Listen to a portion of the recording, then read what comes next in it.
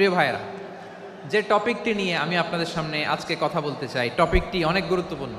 টপিকটি হচ্ছে human resource development. স্বাধীনতার পর থেকে শুধু শাসকের হাত বদল হয়েছে, আমরা কিছু পাই নাই, ঠিক কিনা বলেন? শুধু ওনাদের দোষ দিয়ে কি লাভ? একদল খাইছে, আরেক দল খাওয়ার জন্য রেডি হয়ে আছে। কোরআন থেকে প্রেসক্রিপশন না নিলে সমাজ সুন্দর হবে না। কোরআনের প্রেসক্রিপশন না মানলে রাষ্ট্র সুন্দর হবে না। কোরআনের প্রেসক্রিপশন অ্যাপ্লাই না করলে শুধু দুর্নীতি দমন কমিশন দিয়ে দুর্নীতি বন্ধ করা যাবে না। এজন্য কোরআনের আইন আমরা চাই কি চাই না? ইউনূস গভর্নমেন্টকে আমি বলবো, অল্প সময়ের জন্য আপনারা এসেছেন, সংস্কারও করতে হবে, আবার নির্বাচনও করতে হবে। সব সংস্কার হতে করতে পারবেন না, যতটুকু পারবেন এর মধ্যে আমাদের যে হিউজ ম্যান পাওয়ার, আমাদের যে মানব সম্পদ, হিউম্যান রিসোর্স, এটাকে ডেভেলপ করে আপনাদের যেতে হবে। বাংলাদেশের আসল পরিচয় কি? সবাই বলে না। বাংলাদেশের আসল পরিচয় কি? এই ইসলাম দিয়ে আমরা সংসদ ভবন সাজাবো, রাজি আছি না নাই? শেকড় ভুলে যাওয়া যাবে না। আমরা ধাপে ধাপে শারিয়া আইনের দিকে যাব ইনশাআল্লাহ, কিন্তু জঙ্গিবাদ দিয়ে নয়, কট্টরপন্থা দিয়ে নয়। আমরা ইন্টেলেকচুয়ালি, গ্রাজুয়ালি, ধাপে ধাপে শারিয়া আইনের দিকে মুভ করব ইনশাআল্লাহ। বলো লিল্লাহি তাকবীর। এদেশের আসল পরিচয় সবাই বলে না, আওয়াজ করে, এদেশের আসল পরিচয়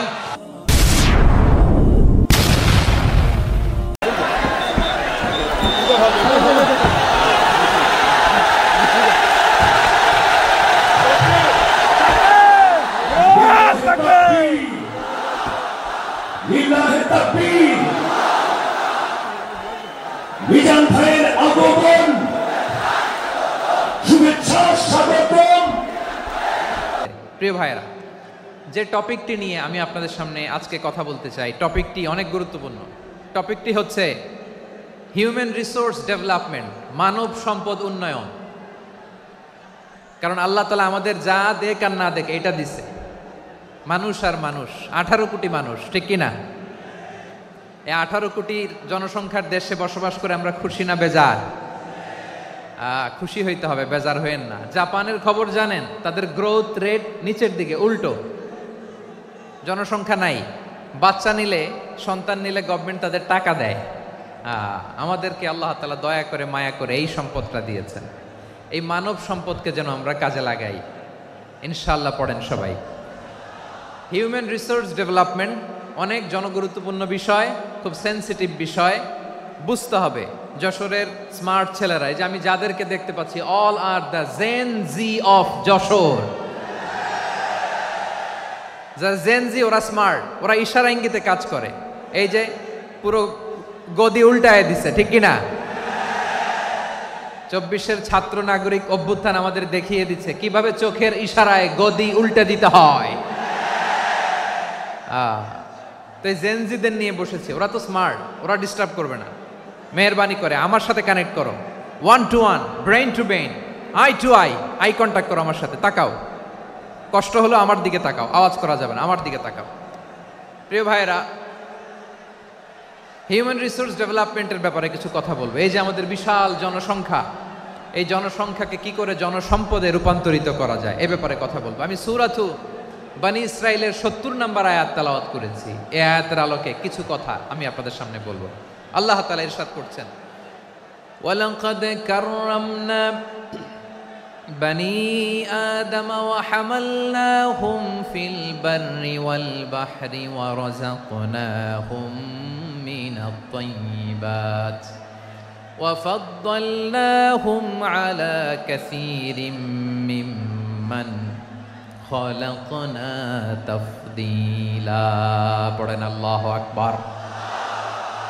রব্বুল আলামিন বলেন, ওয়ালাকাদ কাররামনা বনী আদম, আমি বনী আদমকে সম্মানিত করেছি, বনী আদমকে মর্যাদা দিয়েছি। ওয়া হামালনাহুম ফিল বাররি ওয়াল বাহর, বনী আদমকে জলে, স্থলে, স্থলে এবং সমুদ্রে চলাচলের বাহন দিয়েছি। ওয়া রাযাকনাহুম মিনাত তাইয়্যিবাত, তাদেরকে পবিত্র রিজিকের বন্দোবস্ত করেছি। ওয়াফাদ্দালনাহুম আলা কাসীরিম মিম্মান খালাকনা তাফদীলা। আর আমি আল্লাহ যাদেরকে সৃষ্টি করেছি তাদের মধ্য থেকে বনি আদমকে আমি শ্রেষ্ঠ বানিয়েছি। আমরা শ্রেষ্ঠ, আমরা আশরাফুল মাখলুকাত। আমরা কি এই যে এমনি চিল্লাচিল্লি করে জিজ্ঞেস করলে বলে না, আমরা আশরাফুল মাখলুকাত। আমরা কি শ্রেষ্ঠ, সবার চেয়ে সেরা। আমাদের মতো করে আল্লাহ কাউকে বানায় নাই। দুই পায়ে ভর করে শির দ্বারা এরকম স্ট্যান্ড রেখে মাথা উঁচু করে দাঁড়াতে পারে এরকম কোন প্রাণী পৃথিবীতে আছে? এজন্য আল্লাহ বলেন ওয়ালাকাদ কাররামনা বানি আদম, আমি বনি আদমকে সম্মানিত করেছি, তাদেরকে আমি মর্যাদা দিয়েছি। তাদেরকে আমি যত মর্যাদা দিয়েছি আমার কোন সৃষ্টিকে এত মর্যাদা দেই নাই। পড়েন সুবহানাল্লাহ। I have dignified the status of the sons of Adam. আদমের সব সন্তানের মর্যাদা আমি বাড়িয়েছি। আল্লাহ এখানে বলেননি ওয়ালাকাদ কাররামনাল মুমিনিন, আমি মুমিনের মর্যাদা বাড়িয়েছি, বলেছেন? আল্লাহ এখানে বলেন নাই ওয়ালাকাদ কাররামনাল মুসলিমিন, আমি মুসলিমের মর্যাদা বাড়িয়েছি। আল্লাহ বলেছেন ওয়ালাকাদ কাররামনা বানি আদম, আমি বনি আদমের সম্মান বাড়িয়েছি। হোক সে মুমিন কিংবা কাফের, মুসলিম কিংবা মুশরিক, আস্তিক কিংবা নাস্তিক, আরব কিংবা অনারব, যেই হোক না কেন আদম সন্তান সবগুলার মর্যাদা বাড়ায় দিয়েছে কে? সবার মর্যাদা আল্লাহ বাড়িয়েছে। মানুষ হিসেবে মর্যাদা। বিশ্বনবী সাল্লাল্লাহু আলাইহি ওয়াসাল্লাম ইহুদির লাশ দেখে দাঁড়িয়ে গেলেন। কার লাশ? আমার যশোরের ভাইয়েরা আওয়াজ করে বলুন, কার লাশ? ইহুদির লাশ দেখে দাঁড়ায় গেলেন। সাহাবারা বললেন ইয়া রাসূলুল্লাহ, আপনি দাঁড়ালেন যে, এটা তো ইহুদির লাশ। বিশ্বনবী বললেন আওয়ালাইসাত নাফসান, এটা কি মানুষ নয়? এটা হোক ইহুদি হোক খ্রিস্টান, এটা তো মানুষ। আমি মানুষ দেখে দাঁড়িয়েছি। আই স্যালিউট দ্য হিউম্যানিটি, আমি মানবতাকে সম্মান করেছি। পড়েন সুবহানাল্লাহ। তাহলে এই জমিনে মানুষের মর্যাদা বেশি, হোক আস্তিক হোক নাস্তিক, হোক মুমিন কিংবা কাফের। আদমের সন্তান হলে, মানুষ হলেই তার মর্যাদা বাড়িয়েছে কে? আমার কলিজার টুকরা যশোরের ভাইয়েরা, মানুষের মর্যাদা আল্লাহ এত বাড়িয়েছেন, মানুষ জীবিত থাকলেও যেমনি মর্যাদাবান, মরে গেলেও মর্যাদাবান। সুবহানাল্লাহ পড়েন। মানুষ মরে গেলে এই ডেড বডিটা কি হয়? পচে যায়, গলে যায়, মাটির সাথে মিশে যায়। তাই বলে আপনি ডেড বডির সাথে যাচ্ছে তাই করতে পারবেন না। পারবেন? কেউ যদি অন্যায় করে তাকে যদি আপনি শাস্তির আওতায় আনেন, যা মনে চায় করতে পারবেন না। তারা আগুন দিয়ে পোড়াতে পারবেন না, নাক কাটতে পারবেন না, কান কাটতে পারবেন না, অঙ্গ বিকৃতি করতে পারবেন না। কারণ মানব জাতির মর্যাদা স্বয়ং দিয়েছে কে? ডেড বডি পচে যাবে, গলে যাবে। তারপর ইসলাম বলে না, খবরদার, এই মরা লাশটারও একটা মর্যাদা আছে না নাই? ইসলাম বলে এই লাশটা গলে যাবে, পচে যাবে, কিন্তু এটার অমর্যাদা করো না। কর্পূর দিয়ে, খেজুর পাতা দিয়ে এটাকে ওয়ার্ম ওয়াটার দিয়ে, গরম পানি দিয়ে ধৌত করো। সাদা শুভ্র ধবধবে কাপড় দিয়ে লাশটাকে তুমি কাভার করো। তারপরে খাটিয়ার মধ্যে লাশটাকে রেখে বিশাল একটা প্রোগ্রাম করো, একটা ফিউনারাল প্রোগ্রাম করো। ওই প্রোগ্রামের ডানে বায়ে পেছনে লাশটারে রাখলে হবে না, প্রোগ্রামের একেবারে সামনটাতে তুমি লাশটাকে রাখো। সুবহানাল্লাহ। একটা ফিউনারাল প্রোগ্রাম করতে হবে, তাকে শেষ বিদায় জানাতে হবে, যেটাকে আমরা জানাজা বলি। কি বলি? জানাজা মানে মাইয়েতের জন্য দোয়া, তার জন্য দোয়া করা হয়। তাকে একটা সিস্টেমেটিক অর্ডারে কবরে রাখা হয়, সুন্দরভাবে সেটাকে কবরস্থ করা হয়, মাটি দেয়া হয়, পানি দেয়া হয়। তার মানে মরে গেলেও মানুষের সম্মান বাড়ায় দিয়েছে কে? এজন্য আল্লাহ বললেন ওয়ালাকাদ কাররামনা বানি আদম, বনি আদমের সম্মান মর্যাদা আমি আল্লাহ বাড়িয়ে দিয়েছি। মানুষের সম্মানে তুমি কখনো আঘাত করো না, ঠিক কি না? তাহলে ভাই, প্রথম মেসেজ হচ্ছে the first and foremost message tonight to the people of জাসর। আল্লাহ বলেন I have dignified the status of son of Adam, আমি বনি আদম সবার মর্যাদা বাড়িয়ে দিয়েছি। হোক আস্তিক নাস্তিক, হোক কাফের কিংবা মুশরিক, তার মর্যাদা বাড়াই দিছে কে?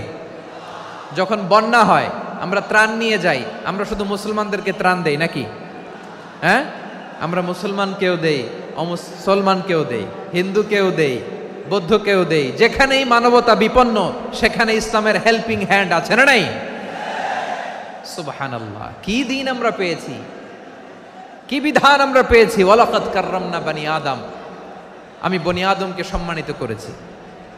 এরপর আল্লাহ বললেন ওয়া হামালনাহুম ফিল বাররি ওয়াল বাহার, মানুষকে স্থলে এবং সমুদ্রে চলাচলের বাহন আমি দিয়েছি। স্থলে কিভাবে চলবে, জলে কিভাবে চলবে, এই বাহনের ব্যবস্থা করেছে কে? এই জেনজি, এই স্যামড়া, ইরাম করতেছো কিসের জন্য? হ্যাঁ, ইরাম করলে চলবি? হ্যাঁ, বস বস বস বস, আওয়াজ করতেছো কেন? দিবা না, কথা বলতে দিবা না আমাকে? তো এইটা বুঝি তোমাদের ভালোবাসার নমুনা? তোমাদের ভালোবাসার কারণে যদি আমি কোথাও দাঁড়াতেই না পারি, কোথাও বসতে না পারি, কোথাও দুটা কথা বলতে না পারি, এই ভালোবাসা দিয়ে কি হবে আমার? বরং ঘামতে ঘামতে ঘর্মাক্ত হব, রক্তাক্ত হব। কিন্তু সেন্ট্রালি যে ইনস্ট্রাকশন আসবে, সেই ইনস্ট্রাকশনের এক চুল আমরা ডানে বায়ে যাব না। এইটা গণজাগরণের জন্য এইটা দরকার, ইসলামী বিপ্লবের জন্য এইটা দরকার। তো আধা ঘন্টা ধরে যদি তোমাদেরকে থামানোই না যায়, এই লস্কর দিয়ে আমি কি করব? আল্লাহর ওয়াস্তে নো নো নো স্লোগান, চুপচাপ একেবারে আমার দিকে তাকাও। আল্লাহ বললেন ওয়া হামালনাহুম ফিল বাররি ওয়াল বাহার, জলে স্থলে আমি চলাচলের যানবাহনের ব্যবস্থা করেছি। আমরা স্থলে ঘোড়ার উপরে চড়ি, উটের উপরে চড়ি, গাড়ির উপরে চড়ি। এই যে গাড়ির ইঞ্জিন বানাইছি আমরা, এটার মেধা দিয়েছে কে? আবার সাগরের মধ্যে আমরা নৌযান, জলযান, বড় বড় জাহাজ দিয়ে এক মহাদেশ থেকে আরেক মহাদেশ যাই, এক দেশ থেকে মালামালগুলো আরেক দেশে পাঠাই। সাগরের ভেতরে নৌকাগুলোরে ধরে রাখলো কে? ওয়াল ফুলকিল্লাতী তাজরি ফিল বাহরি বিমা ইয়ানফাউন নাস, মানুষের উপকার আছে এরকম সরঞ্জামাদি নিয়ে সাগরের উপরে বিশাল বিশাল জলযানগুলো চলে। এগুলো ডুবে যায় না, কাত হয়ে যায় না, পড়ে যায় না। এগুলোকে স্থিতিস্থাপকতাকে ঠিক করে রাখলো কে? আপনারা জাহাজ দেখেছেন? জাহাজ, হ্যাঁ, বাড়ি চট্টগ্রাম হইলে দেখতে পারতেন।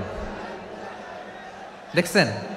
বিশাল বিশাল জাহাজ, বিশাল জাহাজ মালামাল নিয়ে এক মহাদেশ থেকে আরেক মহাদেশে যায়। গত মাসে আমার জাপান সফর ছিল। এই যে বাংলাদেশে যে গাড়িগুলো চালান, বেশিরভাগ গাড়ি আসে কিন্তু জাপান থেকে। হাজার হাজার গাড়ি একটা জাহাজ বহন করতে পারে, হাজার হাজার গাড়ি। এটারে সাগরের মধ্যে ভাসাইলো কে? সবাই বলুন, ভাসালো কে? হাজার হাজার গাড়ি নিয়ে জাপানিজ গাড়িগুলো আমাদের চট্টগ্রামের এয়ারপোর্টের বন্দরে ভিড়ে। যুক্তরাষ্ট্রে আমি দেখেছি বিশাল বিশাল জাহাজ। আপনারা টাইটানিক জাহাজের নাম শুনেছেন? টাইটানিকেরও 8 গুণ 10 গুণ বড়। সুবহানাল্লাহ কইবেন না? টাইটানিক জাহাজের 8 গুণ 10 গুণ বড় একটা জাহাজ আছে, আইকন অফ দ্য সি, আমি দেখে এসেছি। রয়্যাল ক্যারিবিয়ান দেখে এসেছি। সাগরের সামনে জেটিতে যখন দাঁড়ালাম, জাহাজটা যখন যায়, আমার মনে হচ্ছে একটা শহর, গোটা শহর, the entire city is floating on the water. পুরো একটা শহর মনে হয় পানির উপর দিয়ে ভেসে যাচ্ছে। পড়েন সুবহানাল্লাহ। এই যে আইকন অফ দ্য সি, এই ক্রুজ, এই জাহাজটা, এটার ভিতরে স্টেডিয়াম আছে। কিসের ভিতরে স্টেডিয়াম? কথা বুঝে নাই বোধহয়। স্টেডিয়াম কিসের ভিতর? সুইমিং পুল আছে, শপিং মল আছে, রেস্টুরেন্ট আছে, ক্লাব আছে, 3000 4000 রুম বিশিষ্ট, কক্ষ বিশিষ্ট হোটেল আছে। এই সবগুলোর নিয়ে এগুলো চলে সাগরের এই দোলার মধ্যে, জলোচ্ছ্বাসের মধ্যে, এই সাগরের ভেতরে এই জাহাজগুলোর ভাষায় রাখছে কে? সূরা আর রহমান আল্লাহ তাআলা বললেন ওয়ালাহুল জাওয়ারিল মুনশাআতু ফিল বাহরি কাল আ'লাম ফাবিআইয়ি আলা, সবাই পড়েন ফাবিআইয়ি আলাই রাব্বিকুমা তুকাযযিবান। পাহাড় সম বড় বড় জাহাজগুলো মাল বোঝাই করে সাগরের মধ্যে ভেসে বেড়ায়। এগুলো দিয়ে মালামাল বহন করা যায়, মানুষরা এক দেশ থেকে আরেক দেশে যায়। এই জাহাজগুলোরে সাগরের ভেতরে ভাসায় রাখলো কে? এই আয়াতের ভেতরে আল্লাহ তাআলা সূরাত বানী ইসরাঈলের এই চমৎকার আয়াতের ভেতরে আল্লাহ তাআলা বেসিকলি মানব জাতির প্রতি তার 4টি স্পেশাল অনুগ্রহের কথা বলেছেন। কয়টি? 2টা বলে ফেলছি। 1 নাম্বার ওয়ালাকাদ কাররামনা বানি আদম, আমি বনি আদমের সম্মান বাড়াইছি নাকি মুসলমানদের, নাকি মুসল্লিদের? কার সম্মান বাড়িয়েছি? বনি আদমের। তাহলে human dignity, the first part of the verse talks about the human dignity. 2 নম্বর অংশ আল্লাহ তাআলা বললেন ওয়া হামালনাহুম ফিল বাররি ওয়াল বাহর, স্থলে এবং সমুদ্রে আমি তাদের জন্য চলাচলের বাহন দিয়েছি। সুবহানাল্লাহ। তার মানে smooth movement on land and sea, জলে এবং স্থলে যাতে আমরা স্মুথলি মুভ করতে পারি আল্লাহ তাআলা দিয়েছেন।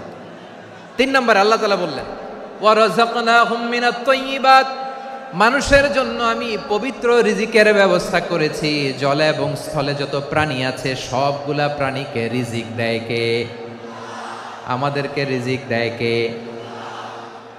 সাগরের মাছগুলোকে, বড় বড় তিমি মাছগুলোরে রিজিক দেয় কে? বাতাসের মধ্যে ভেসে বেড়ানো বড় বড় পাখিগুলো, স্ক্যান্ডিনেভিয়ান কান্ট্রি থেকে লক্ষ লক্ষ কোটি কোটি পাখিগুলো যে এক দেশ থেকে আরেক দেশে ট্রান্সফার হয়, এগুলোর রিজিক দেয় কে? রব্বুল আলামিন বলেন ওয়ামা মিন দাব্বাতিন ফিল আরদি ইল্লা আলাল্লাহি রিজকুহা ওয়া ইয়ালামু মুস্তাকাররাহা ওয়া মুস্তাওদাআহা কুল্লুম ফি কিতাবিম মুবিন। আল্লাহু আকবার। রব্বুল আলামিন বলেন ভূপৃষ্ঠে বিচরণশীল যত প্রাণী আছে সব প্রাণীগুলোকে আমি আল্লাহ আমার নিজের কুদরতে রিজিকের বন্দোবস্ত করি। এই প্রাণীগুলো কোথায় থাকে, কোথায় যায়, সব জায়গায় আমি রিজিক পৌঁছে দেই। রিজিক কেউ দিতে পারে না, রিজিকের মালিক কে? রিজিকের মালিক তিনি আল্লাহ। এজন্য আল্লাহ তাআলা বললেন ওয়া রাযাকনাহুম মিনাত তাইয়্যিবাত। এরপর আল্লাহ বললেন ওয়া ফাদ্দালনাহুম আলা কাসীরিম মিম্মান খালাকনা তাফদীলা। আমি যত প্রাণী সৃষ্টি করেছি সকল প্রাণীর মধ্যে মানুষের মর্যাদা, শ্রেষ্ঠত্ব আমি দিয়েছি। সুবহানাল্লাহ পড়েন। তাহলে 1 নম্বরে আল্লাহ বললেন আমি বনি আদমের মর্যাদা বাড়ালাম। এরপরে বললেন স্থলে এবং সমুদ্রে চলাচলের জন্য যানবাহন দিলাম। 3 নম্বরে আল্লাহ বললেন পবিত্র রিজিকের ব্যবস্থা করে দিলাম। এরপরে আল্লাহ বললেন যত প্রাণী আছে, সৃষ্টি আছে, সবগুলার উপরে আমি মানুষকে শ্রেষ্ঠত্ব দিলাম। সুবহানাল্লাহ। তাহলে সবচেয়ে বেশি শ্রেষ্ঠত্ব মানুষের। কার? মানুষের। শুধু তাই নয় প্রিয় ভাইরা, আকাশ এবং জমিনে যা কিছু আছে সবকিছু মানুষের জন্য, মানুষের কল্যাণে, মানুষের প্রয়োজনে, মানুষের বশীভূত করে সৃষ্টি করেছেন কে? রব্বুল আলামিন বলেন হুয়াল্লাযী খালাকা লাকুম মা ফিল আরদি জামিআ। এই জমিনের মধ্যে যা কিছু আমি আল্লাহ সৃষ্টি করেছি সব কিছু আমি মানুষের জন্য সৃষ্টি করেছি। পড়েন সুবহানাল্লাহ। হুয়াল্লাযী খালাকা লাকুম মা ফিল আরদি জামিআ, যা আছে সব আমাদের জন্য, সব আমাদেরকে সার্ভিস দেওয়ার জন্য, আমাদের উপকারের জন্য, আমাদের কল্যাণের জন্য। আওয়াজ করে সবাই পড়ুন আল্লাহু আকবার। অন্য আয়াতে আল্লাহ বললেন ওয়াসাখখারা লাকুম মা ফিস সামাওয়াতি ওয়া মা ফিল আরদি জামিআম মিন ইন্না ফি যালিকা লাআয়াতিন লিকাউমি ইয়াতাফাক্কারুন।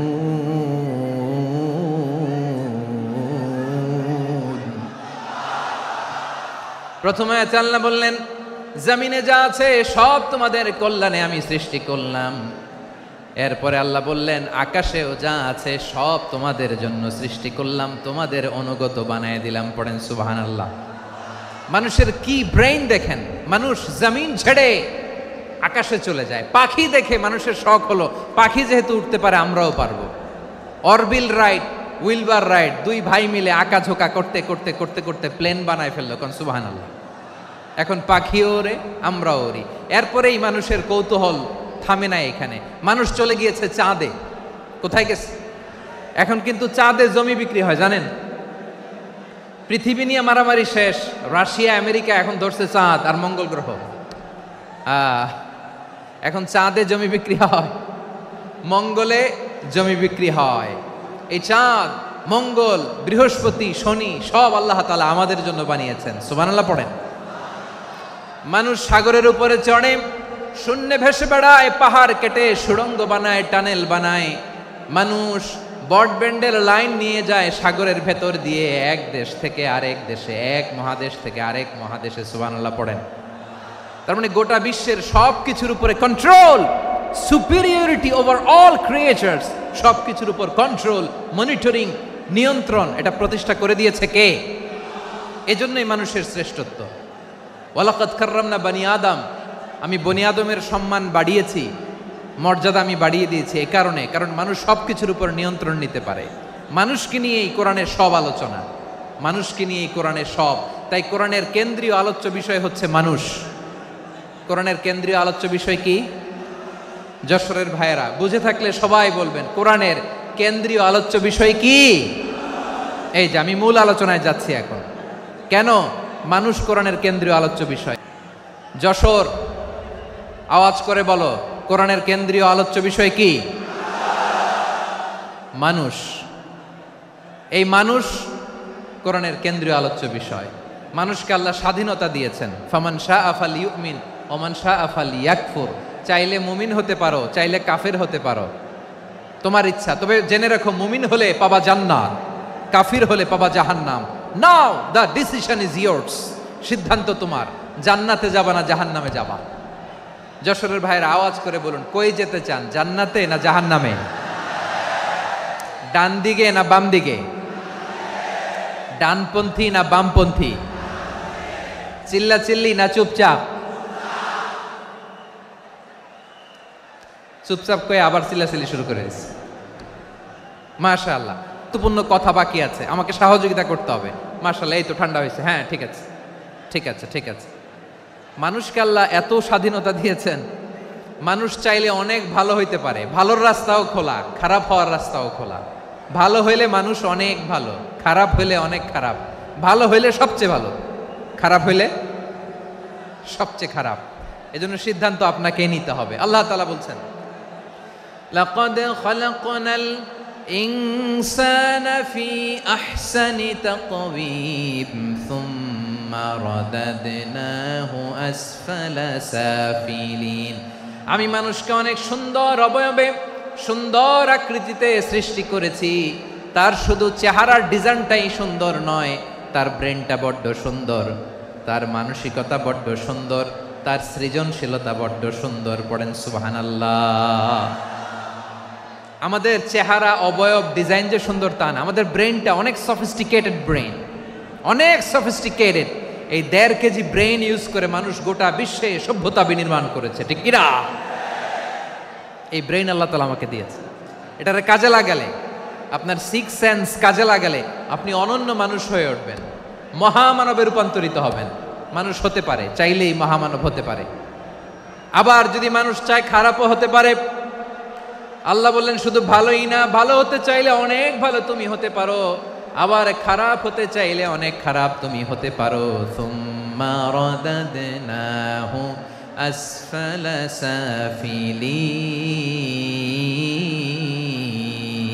সাফিলিন। খারাপ হলে একেবারে খারাপ হতে পারো, নিকৃষ্ট হলে একেবারে নিকৃষ্ট হতে পারো, ভালো হলেও ভালো হতে পারো। কোন সুবহানাল্লাহ। এবার আওয়াজ করে বলুন, ভালো হতে চাই না খারাপ? শ্রেষ্ঠ না নিকৃষ্ট? মানুষ ভালো হলে মানুষ ফেরেশতার চেয়েও ভালো, মানুষ খারাপ হলে সে পশুর চেয়েও খারাপ। কথা ঠিক কিনা বলেন? ভালো হলে ফেরেশতার চেয়েও ভালো, খারাপ হলে পশুর চেয়েও নিকৃষ্ট। তার মানে শ্রেষ্ঠত্বে মানুষ, শ্রেষ্ঠত্বে ফেরেশতাকে হার মানায়, আর অধপতনে শ্রেষ্ঠত্বে ফেরেশতাকে ছাড়িয়ে যায়, আর অধপতনে পশুকেও হার মানায়। আই রিপিট, আমি আবারও বলছি, মানুষ শ্রেষ্ঠত্বে ফেরেশতাকে ছাড়িয়ে যায়, আর অধপতনে সে পশুকেও হার মানায়। আওয়াজ করে বলতে হবে, ঠিক কি না? এটার প্রমাণ কি? মানুষ শ্রেষ্ঠ হইলে যে ফেরেশতার চেয়েও সেরা, তার প্রমাণ কি? আল্লাহ তাআলা বলছেন, ওয়া ইয কুলনা লিল মালাইকাতি ইসজুদু লি আদম ফাসাজাদু ইল্লা ইবলিস আবা ওয়াস্তাকবারা ওয়া কানা মিনাল কাফিরিন। আল্লাহ বলেন স্মরণ করো সে সময়ের কথা যখন আমি ফেরেশতাদেরকে বললাম, ও ফেরেশতারা আদমকে সেজদা দাও। সব ফেরেশতারা সম্মান সূচক সেজদা আদমকে দিল। তারা আদমের জন্য সেজদায় লুটিয়ে পড়ল, একজন ছাড়া, তার নাম ইবলিস। আওয়াজ করে বলেন তার নাম কি? সে অহংকার প্রদর্শন করলো, সে কাফের হয়ে গেল। বাকি সব ফেরেশতারা সেজদা দিল। সুবহানাল্লাহ। আবার আদম আলাইহিস সালামকে আল্লাহ জিজ্ঞেস করলেন, সব বলে দিল উত্তর, কিন্তু ফেরেশতাদেরকে একই প্রশ্ন জিজ্ঞেস করলেন, তারা উত্তর করতে পারে নাই। তার মানে এর মধ্য দিয়ে প্রমাণিত হয় মানুষ ভালো হলে ফেরেশতার চেয়েও ভালো, ফেরেশতার চেয়েও মানুষের মর্যাদা বাড়িয়ে দিয়েছে কে? সব নূরের ফেরেশতা যখন মাটির আদমকে সেজদা দেয়, এটা প্রমাণ করে ফেরেশতার চেয়েও মানুষের মর্যাদা বাড়িয়ে দিয়েছে কে? তুমি মাটির আদমকে প্রথম সৃষ্টি করিয়া ঘোষণা করিয়া দিলে শ্রেষ্ঠ বলিয়া, তাই তো নূরের ফেরেশতা করে আদমকে সেজদা। ঠিক কিনা বলেন? তাই তো নূরের ফেরেশতা করে আদমকে সেজদা। সবার চেয়ে সম্মান দিলে মাটির আদমকে। আল্লাহু আল্লাহু তুমি জাল্লে জালালুহু, শেষ করা তো যায় না গে তোমার গুণগান। পড়েন না? পড়েন। আল্লাহু আল্লাহু তুমি জাল্লে জালালুহু, শেষ করা তো যায় না গে তোমার গুণগান। আল্লাহু আল্লাহু আল্লাহু আকবার। আদমের মর্যাদা বেশি, মানুষের মর্যাদা বেশি, মানুষ শ্রেষ্ঠ তার প্রমাণ নূরের ফেরেশতা মাটির আদমকে সেজদা করে। আওয়াজ করে বলেন ঠিক কিনা? তাহলে মানুষ ভালো হলে ফেরেশতার চেয়ে ভালো। আবার মানুষ যদি খারাপ হয় সে পশুর চেয়েও খারাপ। অধপতনে পশুত্বকে হার মানায়। তার প্রমাণ কি? তার প্রমাণ হচ্ছে যশোরের ভাইরা দেখবেন পত্রিকায় নিউজ পেপারে মাঝে মাঝে এরকম দেখা যায়, এক মানুষ আরেক মানুষকে হত্যা করে 20 টুকরা করে বস্তার ভিতরে ভরেছে। আপনারা এই নিউজ পড়েন নাই না? দেখেন নাই? দেখছেন? মানুষ মানুষকে হত্যা করে কয় টুকরা? জোরে বলেন। এখানেই ক্ষান্ত হয় না, আবার কোথায় ভরছে? বস্তার ভেতরে। আচ্ছা, বুঝে থাকলে আওয়াজ করে বলেন, কোনদিন শুনছেন একটা হাতি আর একটা হাতিকে হত্যা করে 20 টুকরা করছে, এরপরে বস্তার ভিতরে ভরছে? হয়েছে? তাহলে দেখেন, মানুষ যদি খারাপ হয় সে পশুকেও হার মানায়। চিল্লায় বলো ঠিক কিনা? এমনও দুশ্চরিত্র মানুষ আছে যার নজর থেকে 6 মাসের ছোট্ট মেয়ে থেকে শুরু করে 80 বছরের বৃদ্ধারাও নিরাপদ নয়। পশুকেও হার মানে। মানুষের ঘর জ্বালিয়ে পুড়ে মেসাকার করে দেয়, জনপদের পর জনপদ জ্বালায় দেয়। এরকম আছে না নাই? বোমা মেরে শহরগুলো উড়িয়ে দেয়। এই যে ইসরায়েল গাজার মধ্যে যে অ্যাটাক করেছে, এরা মসজিদ মানে নাই, মসজিদে বম ফেলেছে। এরা খ্রিস্টানদের চার্চ গির্জা মানে নাই, গির্জায় বম ফেলেছে। পৃথিবীর ইতিহাসে never happened in the history of the world that someone bombed on a hospital, on a ICU center. এমন হাসপাতাল যেখানে আইসিইউর রোগীরা আছে, ওই হাসপাতালের উপরও ইসরায়েলি সৈনিকেরা বোমা মেরেছে। জোরে বলেন ঠিক কিনা? এরা মানুষ? আওয়াজ করে বলেন, এরা মানুষ না। প্রিয় ভাইয়েরা, চোখ কান নাক মুখ থাকলেই মানুষ না। যা সামনে দেখেন এগুলো সব মানুষ না, এগুলো জনসংখ্যা। এগুলো কি? সবাই বলুন, এগুলো কি? বাড়ছে জনসংখ্যা, কমছে মানুষ। বাড়ছে জনসংখ্যা, কমছে। এই দুনিয়া এখন তো আর সেই দুনিয়া নাই, মানুষ নামের মানুষ আছে দুনিয়া বোঝাই, সেই মানুষের ভিড়ে আমার আসল মানুষ নাই। ঠিক কিনা? আসল মানুষের বড্ড অভাব, আসল মানুষের বড্ড অভাব। আমার ভাইয়েরা, মানুষ খারাপ হলে পশুকেও হার মানায়। আচ্ছা, আওয়াজ করে বলেন, এই যশোরের ছেলেরা এদিক তাকাও, আওয়াজ করে বলো, যে ইসরায়েলি সোলজাররা উপর থেকে বোমা মারল তারাও মানুষ? তারাও কি? ওরাও রক্তে মাংসে মানুষ, ওদেরও পরিবার আছে। বোমা মেরে যেই মেয়েটাকে তারা অনাথ বানায়, ইয়াতিম বানায়, ও কিন্তু বাসায় ওর মেয়েটাকে রেখে আসছে, ঠিক কিনা বলেন? বম্বিং করে যে বাবাকে মেরে, স্বামীকে মেরে স্ত্রীকে বিধবা বানায়, তারও ঘরে স্ত্রী আছে। উপর থেকে বোম মেরে মানুষ মেরে দিচ্ছে, তারাও মানুষ। 1945 সালের 6ই আগস্ট আমেরিকান সোলজাররা হিরোশিমায় বম মেরেছে। আমি নিজে দেখে এসেছি জাপানের হিরোশিমাতে। সকাল 8:15 মানুষ কেউ অফিসে যাচ্ছিল, কেউ খেতে খামারে কাজ করতে যাচ্ছিল। লিটল বয় নামে একটা বোম মেরেছে তারা।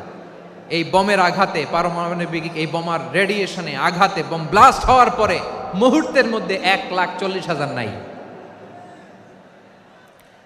উপর থেকে যারা মারতেছে এরাও মানুষ, যাদেরকে মারলো তারাও। তার মানে মানুষে মানুষে পার্থক্য আছে না? নেই, মানুষে মানুষে পার্থক্য আছে। নাক কান চোখ মুখ থাকলেই মানুষ নয়। বাড়ছে জনসংখ্যা, কমছে মানুষ, চিল্লায় বলো ঠিক কিনা? তাহলে আমরা বুঝলাম মানুষ ভালো হলে অনেক ভালো, খারাপ হলে অনেক খারাপ।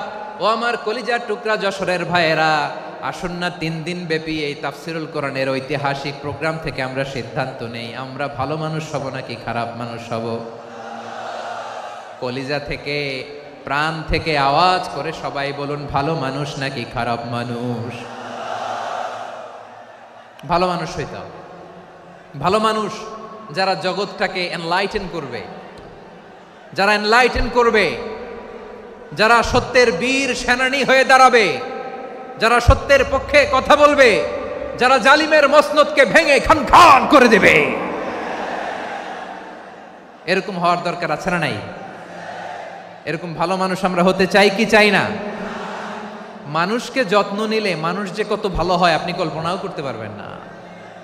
এই যে আপনাদের যশোরে যে ভালো ছেলেগুলো আছে, যে ভালো তরুণগুলো আছে, যে যুবকগুলো আছে, যে ভালো আলেমরা আছে, ভালো নেতারা আছে, সবাই যদি তাদের মতো হতো, পুরো যশোরটা একটা জান্নাতের টুকরা হয়ে যেত। আওয়াজ করে বলেন ঠিক কিনা? মানুষকে নার্চারিং করলে, মানুষকে পলিশ করলে, মানুষকে গ্রুমিং করলে, মানুষকে সঠিক তারবিয়া দিলে মানুষ অনন্য হয়ে ওঠে। প্রতিটি মানুষ অনন্য। আমি অনন্য, আপনি অনন্য, আমরা সবাই অনন্য। সুবহানাল্লাহ বলেন। মানুষকে আল্লাহ তাআলা দিয়েছেন অসীম ক্ষমতা, অসীম ক্ষমতা। সুবহানাল্লাহ। একটা মানুষ পারে না এমন কিছু নাই, একটা মানুষ পারে না এমন কিছু নাই। বিশ্বাস করতে হবে, মানুষ যা কল্পনা করতে পারে ওইটা মানুষ করে দেখাতে পারে। যশোরের ভাইয়ের, আই রিপিট, আমি আবারও বলছি, এই চিল্লাচিল্লি করলে আমার এই গুরুত্বপূর্ণ কথা তোমরা মিস করবা, মিস করবা। কপাল পড়া হয়েও না, আওয়াজ করে কপাল পড়া হবে না। আমার দিকে তাকাও। মানুষ, মানুষ যা কল্পনা করতে পারে সেটা মানুষ করে দেখাতে পারে। তুমি তোমার কল্পনার রাজ্যকে সাজাও, তোমাকে হারাতে পারে এমন কোন শক্তি আল্লাহর জমিনে নাই। তোমার কি শক্তি, কি সম্ভাবনা তুমি জানোই না মিয়া। তুমি এদিকে তাকাও কেন? তোমার রাস্তা তো ওই দূরে। তুমি কোথায় যাবে, আল্লাহ তোমার টেনে কোথায় নিয়ে যাবে তুমি কিছুই জানো না। Plan big, dream big. কল্পনার শক্তিকে বড় করো। মানুষ যা কল্পনা করতে পারে মানুষ তা করে দেখাতে পারে। মানুষের কাছে অসাধ্য কিছু নাই মৃত্যু ছাড়া, অ্যাকসেপ্ট ডেথ। মৃত্যু ছাড়া মানুষ সবকিছুকে জয় করতে পারে। মৃত্যু ছাড়া যে কোনো অসাধ্যকে সাধন করার ক্ষমতা মানুষকে দিয়ে দিয়েছে কে? হারার জন্য তোমার জন্মই হয় নাই, তোমার জন্ম হয়েছে জিতার জন্য, বিজয়ের জন্য তোমার জন্ম। মানুষের শুরুটাই হয় বিজয় দিয়ে। যশোর, আওয়াজ করে বলো, মানুষের শুরু হয় কি দিয়ে? আমরা যখন আমার পিতার পৃষ্ঠদেশে ছিলাম, পিতার পৃষ্ঠদেশ থেকে শুক্রাণু যখন মায়ের গর্ভদেশে যেয়ে পড়ে, কতটা শুক্রাণু ভ্রমণ শুরু করে জানো? 20 কোটি শুক্রাণু। একবার সিমেন আউট হলে সেখানে 20 কোটি শুক্রাণু থাকে, ভ্রমণ শুরু করে। ওই 20 কোটি শুক্রাণুর মধ্য থেকে তুমি আমি আজকে এক বিকশিত শুক্রাণু মানব রূপে পৃথিবীতে এসেছি। সুবহানাল্লাহ। ওই 20 কোটি শুক্রাণুর প্রতিযোগিতায় সবাইরে পেছনে ফেলে সেদিন আমি সফল হয়েছিলাম, সেদিন আমি বিজয়ী হয়েছিলাম। সেদিন আমি এত ছোট ছিলাম, মাইক্রোস্কোপ দিয়েও আমার অস্তিত্ব টের পাওয়া যায় না। আমি এত তুচ্ছ ছিলাম, নগণ্য ছিলাম, আমার কান ছিল না, আমার চোখ ছিল না, আমার হাত ছিল না, আমার জন্য রিকমেন্ডেশন করার মতো মামু ছিল না, খালা ছিল না, কেউ ছিল না। তারপরেও ওই প্রতিযোগিতায়, ওই কম্পিটিশনে যখন আমারে কেউ হারাতে পারে নাই, আল্লাহর জমিনেও আমারে কেউ হারাতে পারে না। হারার জন্য তোমার জন্মই হয় নাই, তুমি আসছোই জিতার জন্য। সুবহানাল্লাহ। বিশ্বনবী বলেন, আন্নাসু মাআদিন কামাআদিনি যাহাবি ওয়াল ফিদ্দা খিয়ারুহুম ফিল জাহিলিয়াতি খিয়ারুহুম ফিল ইসলাম। Peoples are like mines of gold and silver. সোনার খনি, রূপার খনি, এর চেয়েও বড় খনি হচ্ছে এই মানব সম্পদের খনি। আওয়াজ করে বলেন আল্লাহু আকবার। আল্লাহ তাআলা এই সম্পদ আমাদেরকে দিছে। বিশ্বনবী বলেন, মানুষ হচ্ছে খনির মতো। খিয়ারুহুম ফিল জাহিলিয়াতি খিয়ারুহুম ফিল ইসলাম। জাহিলি যুগে যারা সেরা, ইসলামেও তারা সেরা। ইদা ফাকুহু, যদি তারা বুঝবান হয় তাহলে তাদেরকে সেরা বানায় দিবে কে? তাহলে মানুষের চেয়ে সেরা কেউ হতে পারে? মানুষের চেয়ে অনন্য কেউ হতে পারে? মানুষকে কেউ হারাতে পারে? আওয়াজ করে বলো, তোমাকে কেউ হারাতে পারবে? এই সাহস জাগছে আজকের আলোচনা থেকে। আমি তুমি অনন্য, আমাকে তোমাকে হারায় দেওয়া এত সহজ না, ঠিক কিনা? একটা কথা জীবনের সাথে সেট করে নিতে হবে, আমি জিতি নয় শিখি, আমি কখনো হারি না। জীবনের সাথে সেট করে নাও, জেনজি অফ জেসর, আমি কখনো হারি না, আমি হয় জিতি নয় শিখি। চিল্লায় বলো ঠিক কিনা? আমি কখনো হারি না, আমার হারানো এত সোজা না। কি সাহস জাগছে? বুকে সাহস জাগছে? তাকবীর পড়ো, লিল্লাহে তাকবীর। তাহলে বিশ্বনবী বললেন, নাসু মাআদিন, মানুষ হচ্ছে খনি। এই ধাক্কা ধাক্কি, আমি জানি এগুলো ভালোবাসার ধাক্কা ধাক্কি, এজন্য আমি সহ্য করে নেই। এগুলো যে ভালোবাসার ধাক্কা ধাক্কি, এটা আমরা বুঝি। পৃথিবীর কোনো আইন, সিকিউরিটি প্রটোকল দিয়ে এটারে মানানো যাবে না, কারণ এটা তো ভালোবাসা, লাভ। লাভ কোনো আইন কানুন দিয়ে বাধা যায় না, মানানো যায় না, ঠিক কিনা বলো?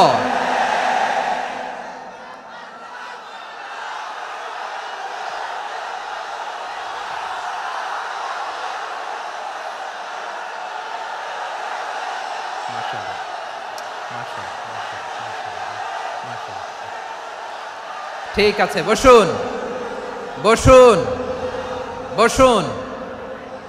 আল নাসু মাআদিন, মানুষ হচ্ছে খনি। এই খনির যত্ন নিতে হবে। আমার মা বাবা যারা এসেছেন, আপনার ছেলে মেয়ের যত্ন নেন। আপনার ছেলের মধ্যে যে কি পটেনশিয়াল আপনি জানেন না। আপনার এই ছোট্ট অবুজ ছেলেটাই আগামী দিনের শায়েখ আহমদুল্লাহ হবে। আপনার হেফজখানায় পড়া ওই ছোট্ট ছেলেটাই আগামী দিনের আল্লামা মামুনুল হক হবে। আপনার ওই ছেলেটা আমির হামজা হবে, আব্দুল হাই সাইফুল্লাহ হবে। এভাবে বড় বড় আলেম হবে, তারা যুগশ্রেষ্ঠ আলেম হবে। সেই একদিন এই বাংলাদেশের পার্লামেন্টে যে বক্তব্য দিয়ে যশোরের পক্ষে কথা বলবে।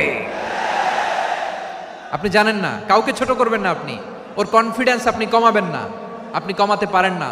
প্যান্ডেলে আমার যে মা বোনেরা আছেন, ছেলে মেয়েদেরকে কখনো ছোট করে কথা বলবেন না। ও যে কোথায় যাবে আপনি জানেন না, আপনি মা হয়ে তাকে সাহস দিবেন, তার কল্পনার জগৎটাকে সাজাতে তাকে উৎসাহিত করবেন, ঠিক কিনা বলেন? আর আমার প্যান্ডেলের আমার প্রিয় শ্রদ্ধাশীলা মায়েরা বোনেরা, আপনারা তো আরো দামি সম্পদ। বিশ্বনবী বলেন, আর দুনিয়া কুল্লুহা মাতা।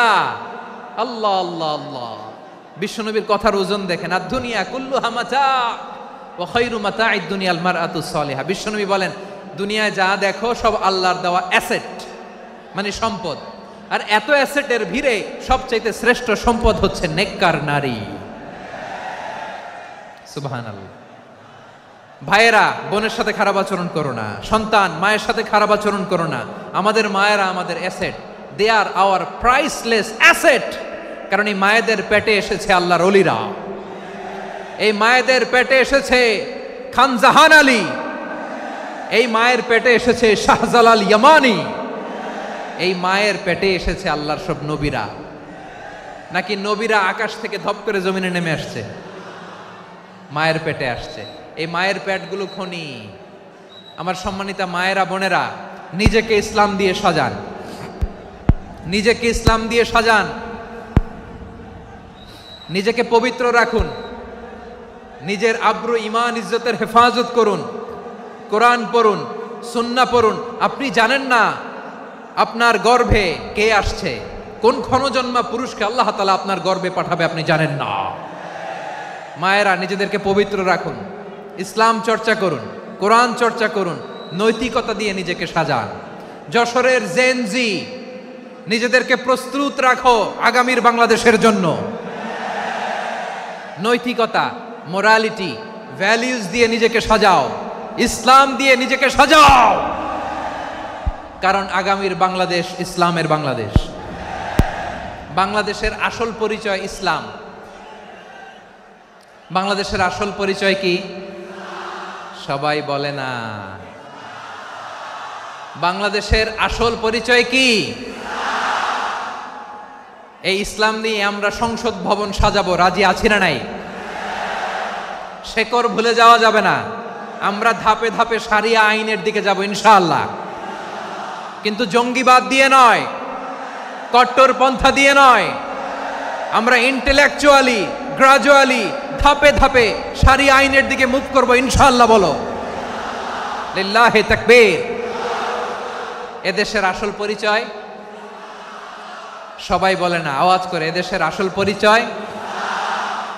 এদেশে আজান শুনে সূর্য ওঠে শহর গ্রামে, এদেশে আজান শুনে সূর্য ডুবে সন্ধ্যা নামে, এদেশে সকল কাজে সবাই বলে বিসমিল্লাহ, এদেশে ভালো কিছু দেখে শুনে হাসি মুখে সবাই বলে মাশা আল্লাহ, সুবহানাল্লাহ সুবহানাল্লাহ সুবহানাল্লাহ সুবহানাল্লাহ সুবহানাল্লাহ সুবহানাল্লাহ সুবহানাল্লাহ সুবহানাল্লাহ।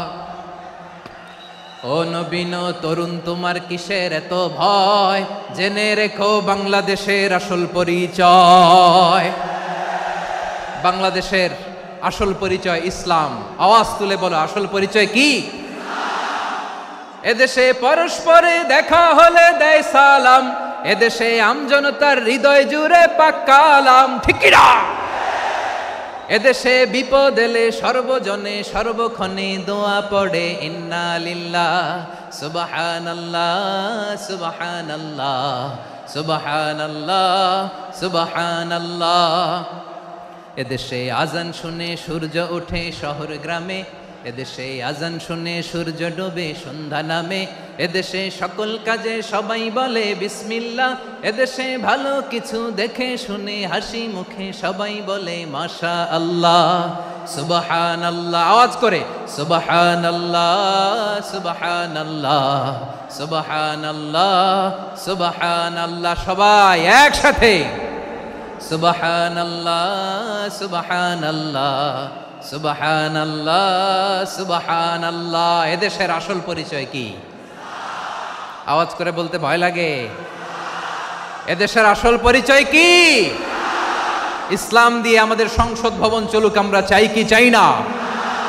বঙ্গভবনে লা ইলাহা ইল্লাল্লাহর পতাকা উড়ুক, আমরা চাই কি চাই না? প্রতিটি জেলা অফিসে, ডিসি অফিসে লা ইলাহার পতাকা ঝুলুক, আমরা চাই কি চাই না? কারা কারা চাই হাত তুলে আল্লাহরে দেখায়।